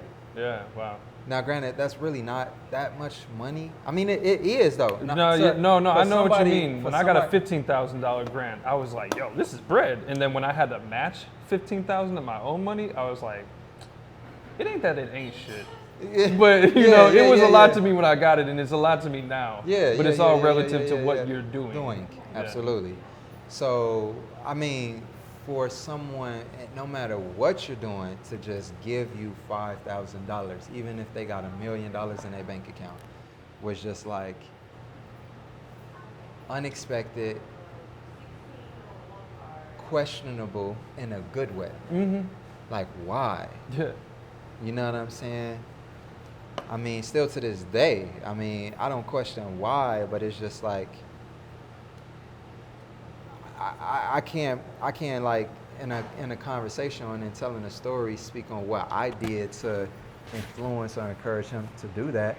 Yeah. I mean, I know I have everything to do with it, but I can't speak on that because I wasn't consciously doing anything that would make a person want to do that. Right. Yeah. You know what I'm saying? So fast forward, like it just became a journey where he eventually invested $75K. This young whippersnapper is younger than me. Damn. My guy, and like I always am gonna like speak on him, bro, because you know, it ain't about like somebody investing. It ain't about like just particularly like giving someone credit. It's more so like he just believe in what we doing. It's beyond me per Yeah. se. Like he see what my this journey for me in a personal way and in a way for every way that it can benefit anybody that it has and can. Yeah. He just felt that from the get go. It's like also a reflection of who he is. I just so happen to be doing it. Yeah. And so, you know, it just was like, I know a lot of people that could have like invested in me. Yeah. I know a lot of people low key, Yeah. but I like really respect him for doing something that literally is like he essentially like empowered me or me and in a sense conscious plates Yeah. to have the impact that it's having. Mm. And that's just like very honorable. You know Yeah. what I'm saying? Like that's very honorable. So, yeah, between that, the grant, me having to put up our own money, because the grant was just also 50-50 Oh, okay. or reimbursement based. So I really like this whole project cost probably all in like $200,000. You know what I'm saying? So yeah, I had to put up probably somewhere around 50 to 75 myself, just for me hustling, bro. With Yeah. food. And every That's day, deep. every week, just taking everything and putting it into this. Right. Right. Every day, sending the contractor like, you know, the money and all of that, bro. Wow. Yeah. So, yeah. So in the end, how long was the process of like the build from concrete floors to not where we're at now, but opening day? That's kind of layered because construction probably took maybe like 6 months of actual work or something Yeah. like that. But Yeah. then you're waiting for permits, you're waiting for inspections for every single plumbing, carpentry, final plumbing, final electrical. Every department with the city take whatever forever. Then the business license, then the health department. Like, there's so many like moving pieces to it. So I mean, this really took like a quarter of a year. Yeah. Really, it took like a year because the process of looking for the space and signing a lease that was in 2021. So the end of so let's say October to October. Right. Right. Wow. Yeah, it's been a journey, bro. But that's why the city wants to like continue to invest in. I guess you could say me. Yeah. Like they want to like the commissioner for the department came through and wants to like invest in more of our restaurants and just wants for me to I guess continue to speak on the program because it's like they can be putting money into grants into people who have these dreams and want to do things, but it's more so for them. It's like it comes full circle when their grant yields something like this. Yeah. Then it's like they have something to show. Then it's like they could say this is what the city is empowering the people in the community to do. Right. And I get it for people who've never done like a restaurant or a brick and mortar type of business with construction. Yeah. Like I get why they want me to like be able to talk, mentor, whatever you want to call it, like this next wave that just won the last grant. Yeah. Because I've seen people who've won the grant and what their places come out like looking like, you know, and me never doing this before, it was like, this is really a learning experience. Like, I had to make decisions on the fly. Yeah. Like, important, expensive decisions that I can't go back on, change my mind on. Right. Or it's going to frustrate people and all of that stuff. And so, speaking to whether it's being a tap dancer or just being myself, like, I very well adapted to this journey, to the learning experience. Yeah. And now I have, like, a lot of support, bro. Like the contractor who built this wants to like build with me, doing more restaurants, you know. You know, got a great relationship with the city. Yeah. Nice. And I ain't even really thinking about none of that for real. Like I'm just like here, just doing the work. My primary focus is with the team, with the responsibilities that I have to do, Yeah. with the people, the community, and everything else is just like an extension of that. Yeah. So, Well, so you said you're not thinking about that so much. Like, it's evident that you're present where you're at now, but have you had thoughts of like expanding in the city, out of the city, or? yeah, we're about to. Yeah, that's the plan in the next 6 months is to start working on the next 2 to 3 locations in Chicago. And then from there, either 1 or 2 things, either open a grocery store with a production kitchen. Because our work, no shade to other restaurant owners, but it's just the truth. Our work is harder because we got to make everything from scratch. Yeah. We can't go and buy buns. We can't go and buy tortillas. We can't go and buy sauces. We can't go and buy cheeses. We can't go and buy none of these things. We got to make everything from scratch, which hence why we be in here every day at 4:30 a.m.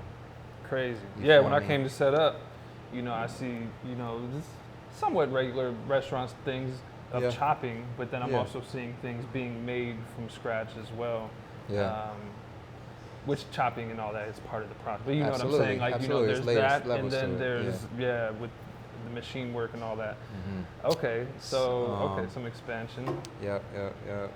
And then eventually the other cities, because we get like 30% of our people on a monthly basis come from out the city, which is not normal for restaurants. It's usually like local to the city. Yeah. But like a lot of people travel to Chicago just to come to get conscious based food Right. because they don't have nowhere in their cities to eat. If you don't mind me asking, might you be going out west with it? Yep. Thank you. Yeah, out west. Yep. That's Thank the you. next. That's literally first priority. Yeah. It's out west. Yeah. Because I can't say that I'm from or live out west. I'm back where I'm from, but I'm west. And so much of conscious eating and just good food in general is on the north side. That's where access and where things are. And there's a decent amount on the south side. And there's been spots that have been around, from Soul Veg. I feel like B Gabs is somewhat newer, relatively, but there's like spots that have been around, but there's Quench, there's been spots out here. But it's like, unless I'm missing something, there ain't nothing out west or west. Nah, Like besides a Sweet Green, Right, in the West Loop. Yeah. The Uptons. No Uptons. I don't think so. Check them out. They're pretty good. Not expensive. Nachos. Not a lot of nachos there. Tacos. Like it's pretty good vegan spot. Yeah. Okay. Yeah. I think I also need to do more research, but it's funny because I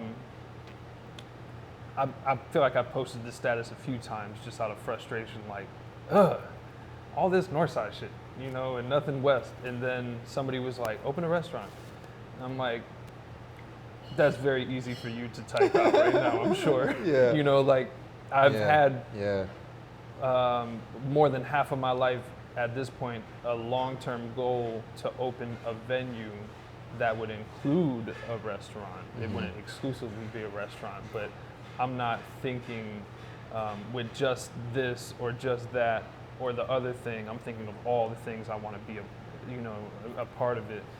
So eventually, but all that to say, I'm excited for the West location or locations because that's needed, and there are people who want that and need that. Yeah. And like you're saying, of the alkaline genre specifically as well, that would be nice for people on that wave, because I've learned in my vegan journey, again, I'm part-time vegan, so I'm not like false flagging out here. Yeah. But there's controversy around soy. And then I like seitan, but I've also heard some not so good things about that as well. And I know enough to know that the more organic you can go, the better, right? So, seems like alkaline is maybe the better or one of the better options, because there's a lot of processed vegan foods and frozen things that aren't really good for you for real. And then even people think being vegan is or vegetarian is just like the end all be all, but you could eat French fries and still be vegan, right? So Facts. like I caught Rick Rubin recently speaking on how like he gained all this weight from being vegan because he was just eating calories. That's all that he was eating. Right. You know, so anything is like in how you do it. Right. Right. But all that to say, like, you know, I love and respect what you're doing because I feel like, in generally speaking, people, black and brown folk, but especially like just people in general, are becoming way more conscious of the foods that they're consuming, and the more options that people have, the less that they're gonna have to go pull up to McDonald's or something like that because they can go elsewhere. Exactly. And that's really what it is about, just having an option. Yeah. You have more options, Yeah. yeah. My only thing is I wish I loved mushrooms more because a lot of your staples are like mushrooms. Mushroom based, yeah. But We in turn so many people out. yeah, I promise you, we do. No. I have had some good mushrooms over the years where I'm like, if they weren't still as unappealing to me, you know, it's like, I don't know if it's the mood that I'm in or what. I need to like, you know, lock that down for myself, and maybe I'll have something, but it's just also it's hard because I'm not hard, but I'm not rich, so and I'm also not rich in time. I don't have more than 24 hours, so like when I'm like looking forward to a meal and then I buy something and it's not fulfilling, you know. But I'm not surprised that y'all are turning folks out. I mean, from what I've seen and from what I've tasted of other things on the menu, I'm sure it's on point. And you seem to have a diligence for improving that I've seen over the years. So there's that as well. But in us wrapping up, could you share for the people, what are some of your like staple dishes or favorite dishes or smoothies or things that you provide here? Yeah, mine's my favorite is the pulled portobello route rice salad with a quinoa cake on it. That's mine's. Does it come with the quinoa cake on it, or is that some secret menu? Like you gotta know to do yeah, that. you gotta know to do that. You know what I'm saying? Okay. The stuffed avocado salad, which is the one you had. Yeah, that was on point. Yeah. Had quinoa in it, right? Had quinoa, Yeah. The texture of the avocado and quinoa was really nice together. Yeah. So that's one of my favorites. And I'm choosing it because I could eat that right now. I could eat that like anytime, and I'm like fulfilled. Yeah. And then I also have kind of like grown to be fulfilled by things that also make me feel good.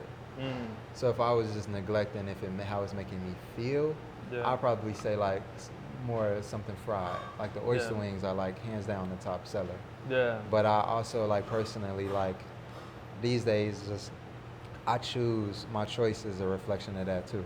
Like how something's really making me feel. But yeah, that salad.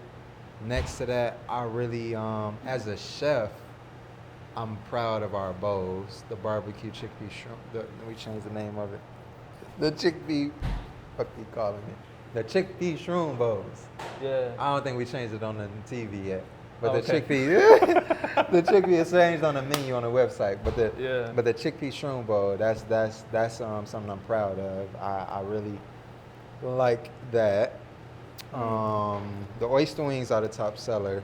Philly egg rolls are second top seller. The turtle cheesecake on the dessert side is really good. Love that. I don't have it enough. I don't know why. And then something new that's on the menu just today because it's Tuesday and we do be doing Taco Tuesday. I heard that, yeah. The mango shrimp tacos. Okay. Yeah. The mango shrimp tacos. Yes. That might be my new favorite thing on the menu. Okay. I only had one. And I was doing a 7-day fast last week, so I couldn't have it again. But it's happening today. What do y'all do very for good. the shrimp? It's grilled oyster mushrooms. So when you have mushrooms, you probably usually have maybe one type of mushroom, the portobello, or some sort of bella. Yeah. I have had different mushrooms because I am aware of like our connection to mushrooms and like, you know, just it's crazy. It's crazy. I've gone deep into not psilocybin, but just like, you know, Yeah. into just mushrooms in general, even though I don't like them, because the connection to our planet and the underground network with them is also real. Yeah. So yeah, they're brain food. Yeah. Essentially, yeah. But we use oyster mushrooms heavily. Yeah. But we also use different parts of the oyster mushroom because different parts has a different texture. Yeah. And that's just the same thing when it comes to meats. Some meats are called something different just because the texture of it is different or a different part of the animal. That would be really dope if y'all did how steakhouses do, where they have like something on the wall that shows you like the different parts. That's actually like if you had phenomenal idea. Yeah. We probably will. I promise to credit you. You heard it here first on the Real Talk Tap. Yeah. But yeah, no, that because like that's because as soon as you said that, that had my mind spinning of like, yeah, there are those different parts of the, you know, our foods, but for a mushroom, there's the stem, there's the head. Yeah. Yep. Yeah. Is that pretty much it? Or pretty much it. Yeah. But still. Yeah. So we use the stem is the chewier part that we use for the shrimp. It's very chewy. Yeah. We used to just throw it away. Right. Wow. So, yeah. Nice. So in the idea of using the whole animal, y'all are using the whole mushroom. Yeah. Nice. Honestly, I hadn't even really looked at it all the way that way until this moment. Yeah. I mean, I know we do. Right. But I haven't really like in a comparative way. Narrated it that way. Yeah. No, because I again being part-time vegan, but also eating meat and being a part of that community of people, or just, you know. Not necessarily that it's like a community of meat. Just people who, I mean, yes and no, but either way, like, it's interesting, like the things that you say that will make someone actually interested in trying non-meat solutions, where some people are like, man, I would never try vegan food. It's like, well, do you eat fruits and vegetables? You are eating vegan foods. You know, like it's just you have this mentality of like, I ain't gonna do that, you know. But that would be dope for people who are like coming in and unsure. You know? Yeah. To be introduced. Okay, and now just I want to dig deeper for a moment. Yeah. Do you have any like ambitions for trying other foods like a jackfruit, like things that people use as substitutes, or just in general? Different kind of mushrooms, not jackfruit because it's not recommended by Dr. Sebi. I personally would eat jackfruit. Yeah. I can't say that I would consistently eat it because I don't know enough about why he doesn't recommend it. Yeah. But I do trust his discoveries and his experiences. Yeah. So that's essentially a part of my foundation and the whole community trusting. Yeah. And so I kind of have to stay in alignment with him because their trust is that we are doing that. Yeah. So I can't use ingredients that's not on his nutritional guide. True. And his research, his experiences have proven themselves. Yeah. You know what I'm saying? So, but I can't say other types of mushrooms. Yeah. Like, eventually I want to do like lion's mane, because lion's mane is supposed to be very good for the brain. Yeah, I've heard like that. Like almost instantaneously. Yeah.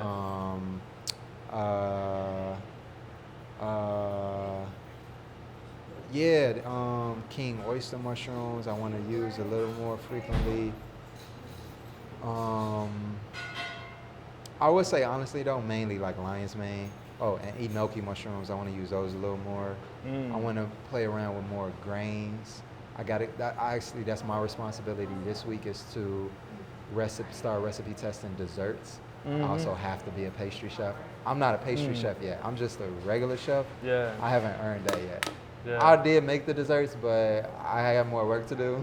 Yeah. I remember you've had me try some things in the past. Yeah. I can't think of the names, but yeah. So that's real. That's a whole other thing. Yeah. So it's a whole nother type of cooking or whatever. But yeah, other flours, like I've gotten into making quinoa flour. I want to explore more with that. I want to explore more with teff flour.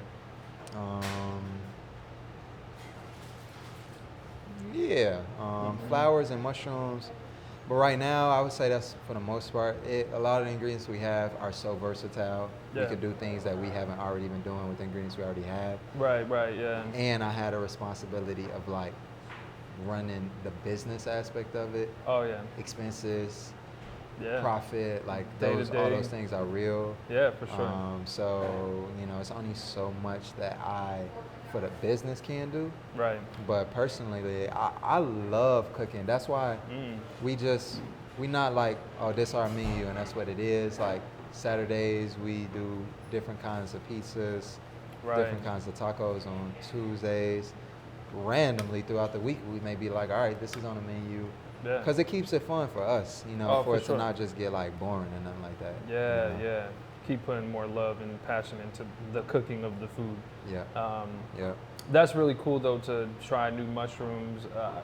I think I'm going to, I know when we're done, I'm going to try those mango Oh shrimp yeah, I've joints. been over here plotting. I'm already on it. But with how much I'm interested, I might as well, you know, just try and see, because like you said, the mushroom that looks like the brain, that's also fascinating to me, how different foods look like the organs that they're good for. You know, that's been interesting to learn over the years. But also, I don't know, it's so interesting how my interests flow, where I'll go down YouTube rabbit holes of like, I caught this video one time of this dude in New York who sells exotic foods.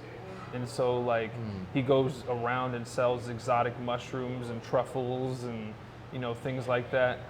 And the way they started the video, it looks like a drug deal where he's like, I got a gram of this and, you know, whatever, you know, but he's just like going around and sharing these exotic foods that, you know, chefs are using maybe once a week, or like just a pop-up, like just out of nowhere, we got this thing just because it's in season or they happen to have it. It can't be on the menu consistently.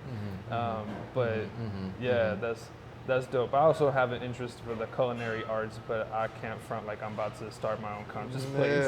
Yeah, I feel you. At least super soon. But okay, so in wrapping up, could you tell the people out there, y'all are right off of 63rd and Cottage, right? But where are you exactly at this moment? Yep. So it's 820 East 63rd Street, right in Woodlawn. Yeah. Definitely the only vegan restaurant in Woodlawn. The only alkaline restaurant in the country, possibly the world, not sure. And yeah, we open 7 days a week, 11 to 8, Monday through Saturday, Sunday 11 to 3, only for brunch. And then we recently made our 7-day conscious cleanse available daily. So whenever you come in, if you want to participate in that, or just go on that journey of like taking the time to like cleanse and detox, because eating alkaline food is one thing, like you also have to take the time to like cleanse your body of even alkaline foods. And so juicing, cleanses, teas, herbs, that's also an aspect of it, and we got that stuff here too. So. Right there at the bottom of the screen, you have all that information. Follow them online.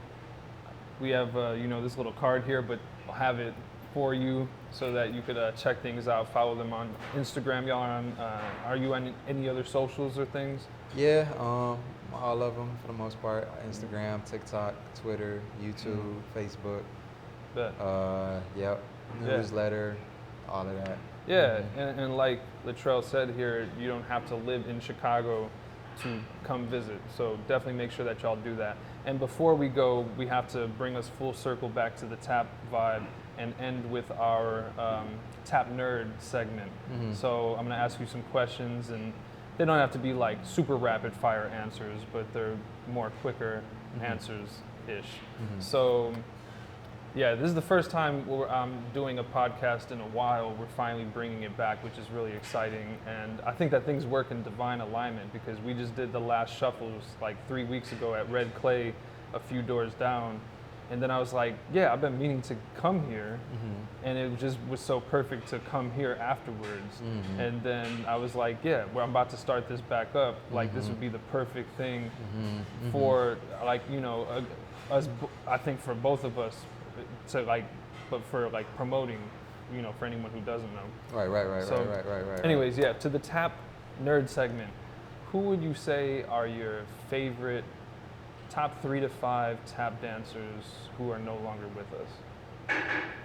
Oh my. No longer with us? Well, let me first precursor this with saying I have not watched like tap footage in so long. Yeah, which I It's think just that's a- good then. yeah, You know, it doesn't gotta yeah, be yeah. nobody, like, you know, just people that you've dug over your who've entire touched journey. me. Yeah. Yeah. Chuck Green, I would say. You said no longer living, right? Yeah. Particularly. Chuck Green. I just, these type of answers is gonna come from moments where, like, as I just reflect on different videos that I've watched, like just seeing a moment, even if it was a moment. Yeah. I was like, I felt that. Yeah. Yeah. But Chuck Green comes to my spirit.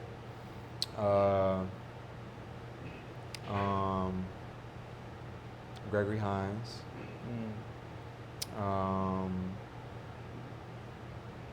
The Condos brothers. That counts as both. Yeah.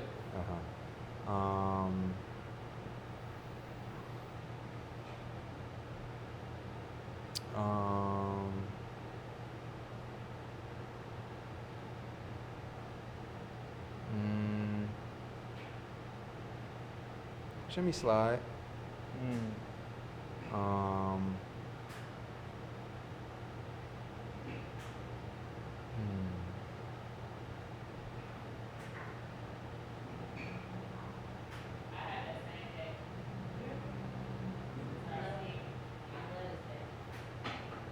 Baby Lawrence.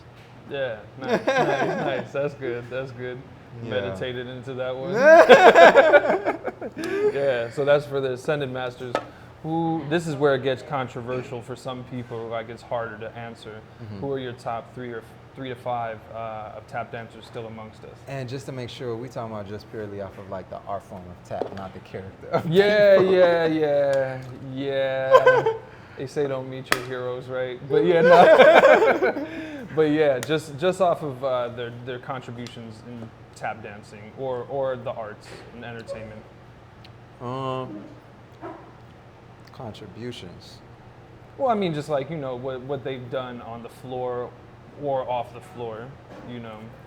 There are people like Prince Spencer who had the only 24/7 grocery store, I think, in America that was in Chicago here on the South Side. Oh wow, You know, I know that. Yeah, so there are folks who have done things outside of the dance, and Gregory Hines with his acting career and, you know, things like that. But this is your world, so it's totally up to you. You can answer based on their dancing as well as, like, what are they doing outside of the shoot. General. Yeah. Okay. First person that came to mind is Joseph Wiggins. Yeah. I For could some see that. reason, I'm really not premeditated. Yeah. I did answering not this, prepare yeah. you. Nah, yeah. But yeah, I would say him.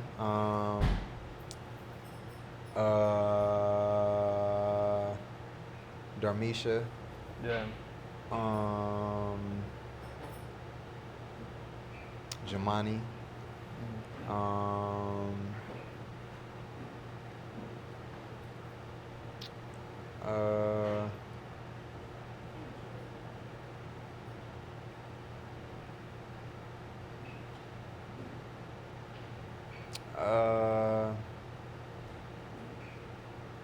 Derek Grant.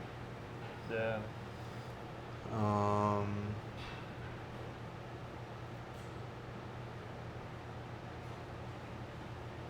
Savion. Yeah. Yeah. Nice. Yeah. That's solid. That's a solid list. Yeah. I can dig it. Yeah, I mess with all of them. Yeah. Who do you think that you have tapped to the most in terms of musicians? Like when playing Living? recorded music. Gone, past or present? Oh, Christian Scott. Christian It's Scott. Really? just gives me chills. Mm-hmm. Gives Yeah. me chills. I seen him live too. Oh, dope. and that gave me chills. Yeah. I mean, like anything in my life that might give me chills. Yeah. I just never felt nothing like that from music. And I get like listening to music, hearing music. Yeah. You know, I understand music, but it's something undeniable about when someone is channeling how something feels. Mm-hmm. You know, it ain't even so much about the technicalities of music or none of that. It's just in how it feels. Right. Right. You know, and that kind of puts me in that space of like a Miles Davis. You know what I'm saying? Like, so hands down, like Christian Scott, I just never felt nothing like that. Yeah. Yeah. Yeah. Yeah. No, I could dig it. Like when I first got turned on to his music, I was like, oh yeah, this is that meditative-ish that I like to dig into, whether I'm dancing to or just enjoying or you know whatever. Yeah. So yeah, that's dope. Who would you perform with if you could perform with anybody who's with us or not? Tap dancer or musician? Oh, musician more so. Christian Scott. Christian Scott, yeah, nice, yeah. And that kind of how you were clarifying the question leads us into the next one. If you could hang out with any tap dancer who's no longer with us for a day, who would that be?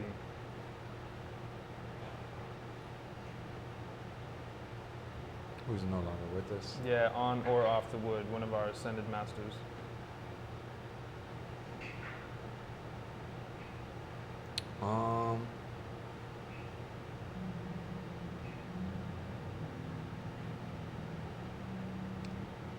Probably Gregory Hines. Yeah, that's a good one. That's a real good one. Yeah. Now this is interesting to ask, but like, how about somebody who is with us? Like, if you could kick it with a tap dancer for a day, someone you've met or not met or haven't seen in a while.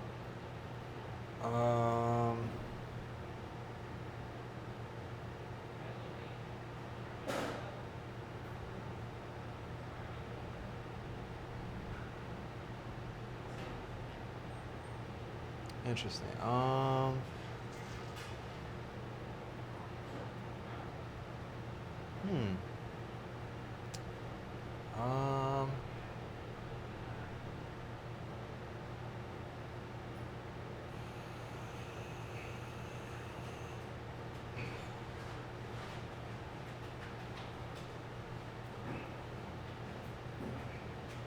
I would say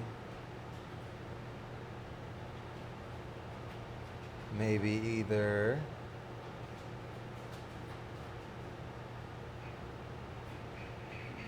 Savion, because I've never met him or had a conversation with him, and I hear him talk, but I would like to feel that in person. Yeah. I would like to just, and then be able to reciprocate my energy or my questions or, you know, my thoughts. Yeah. Or, this probably might surprise you, Jared Grimes. Yeah, I could see that though. Okay. Yeah. Just Jared, curious. I never met him either, but yeah. I never even seen him tap dance in person. I would like to feel what that's like. Yeah. I would imagine that it's different than seeing it on Instagram. Yeah, for sure. Yeah. Yeah, no, that man's a beast. Like, honestly, as a tap dancer myself who's an innovative person, because not everyone is like actually innovative. Some people, you know, they just do what they do and that's fine and they do it amazingly well. But as someone who, like, they say nothing's new under the sun, I honestly do disagree with that controversially. But yeah, I definitely dig what he does, and I met him. We know each other. I don't know him super personally like that, so yeah, that would be interesting. But I could see that for you. Yeah.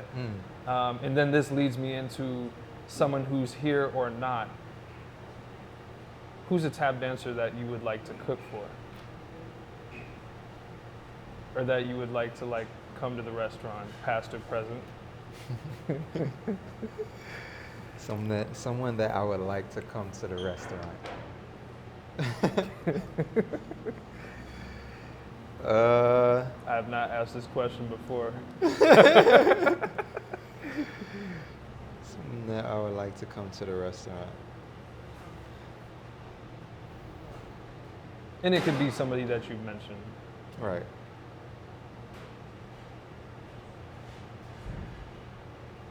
I'm weird about stuff like, not weird, I'm just different.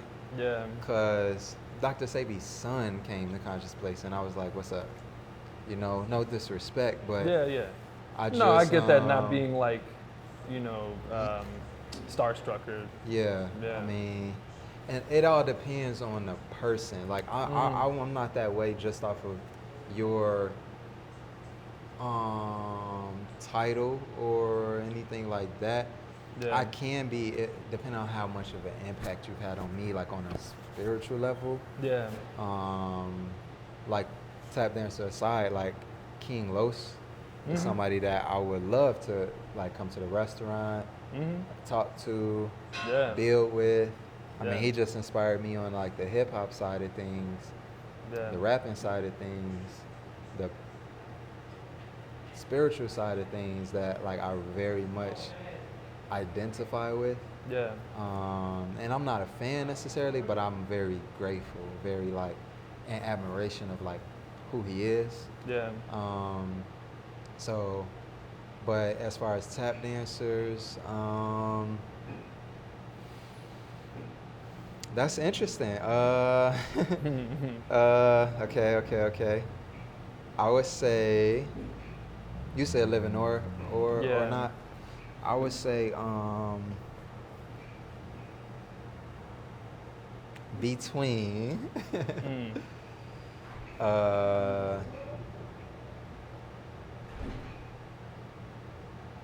between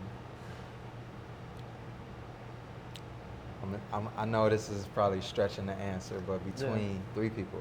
Yeah, that's fine. Between Gregory Hines,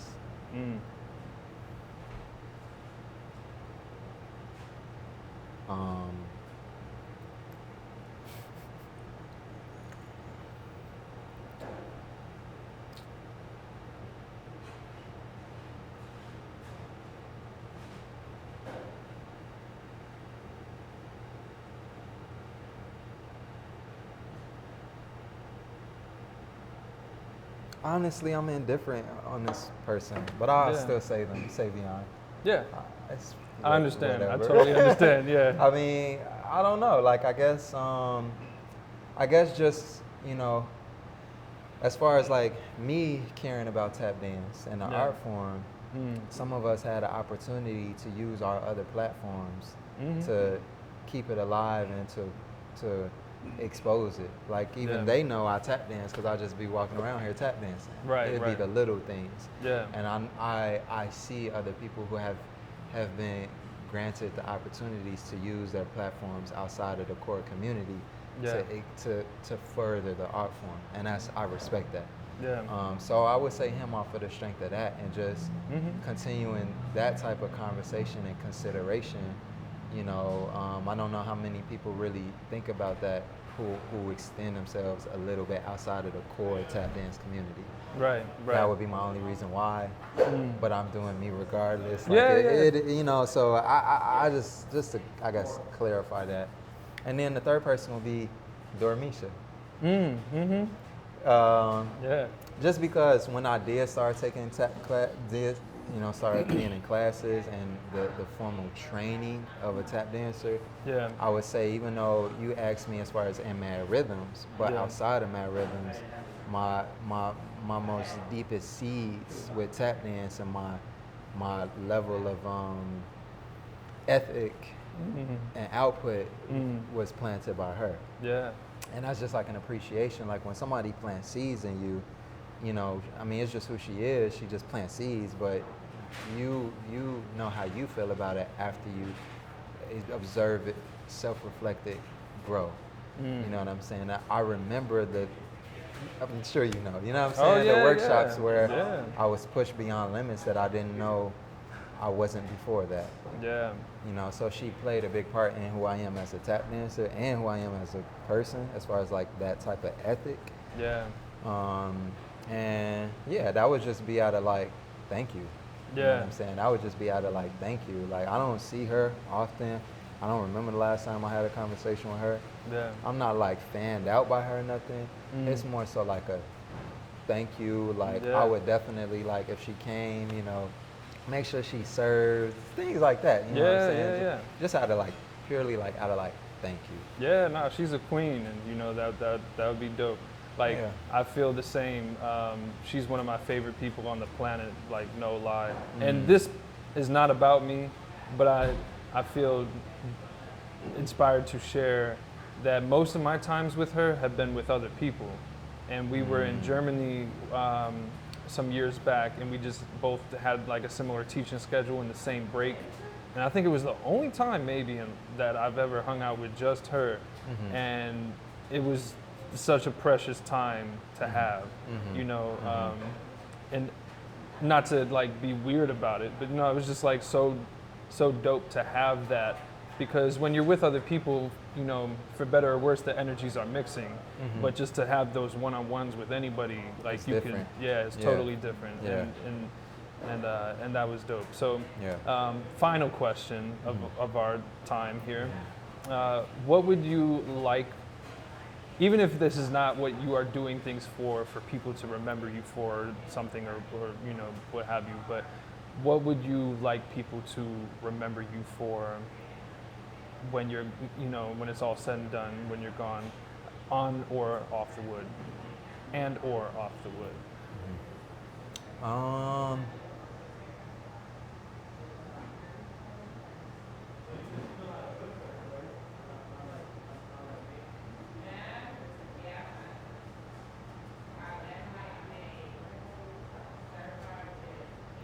I would say in the rawness of like my core, to just always follow your heart. To just like always follow your heart and trust what you feel, is what I would like to be an example of. And an outward manifestation of that core,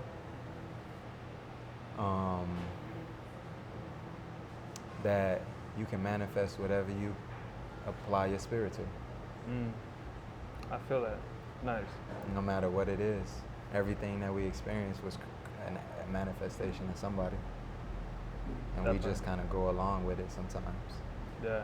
So I'm just here to create the life, the world that I would want to live in. Yeah. And I feel like we all have it in us to do that. True. I feel it. And that Nice. would be that. Dope. Yeah. Well, thanks, fam. Appreciate, you know, Yeah. your The time. fun, You gave yeah. it so much. I thought this was about to be the shortest interview that we've ever done, and then Yeah. you did the full. No, I you was know, present. we normally do a long form situation. So once again, thank you to Latrell Garnett of Conscious Plates. Stay tuned. Check them out. Check us out, and we'll catch you next time. Peace. Indeed.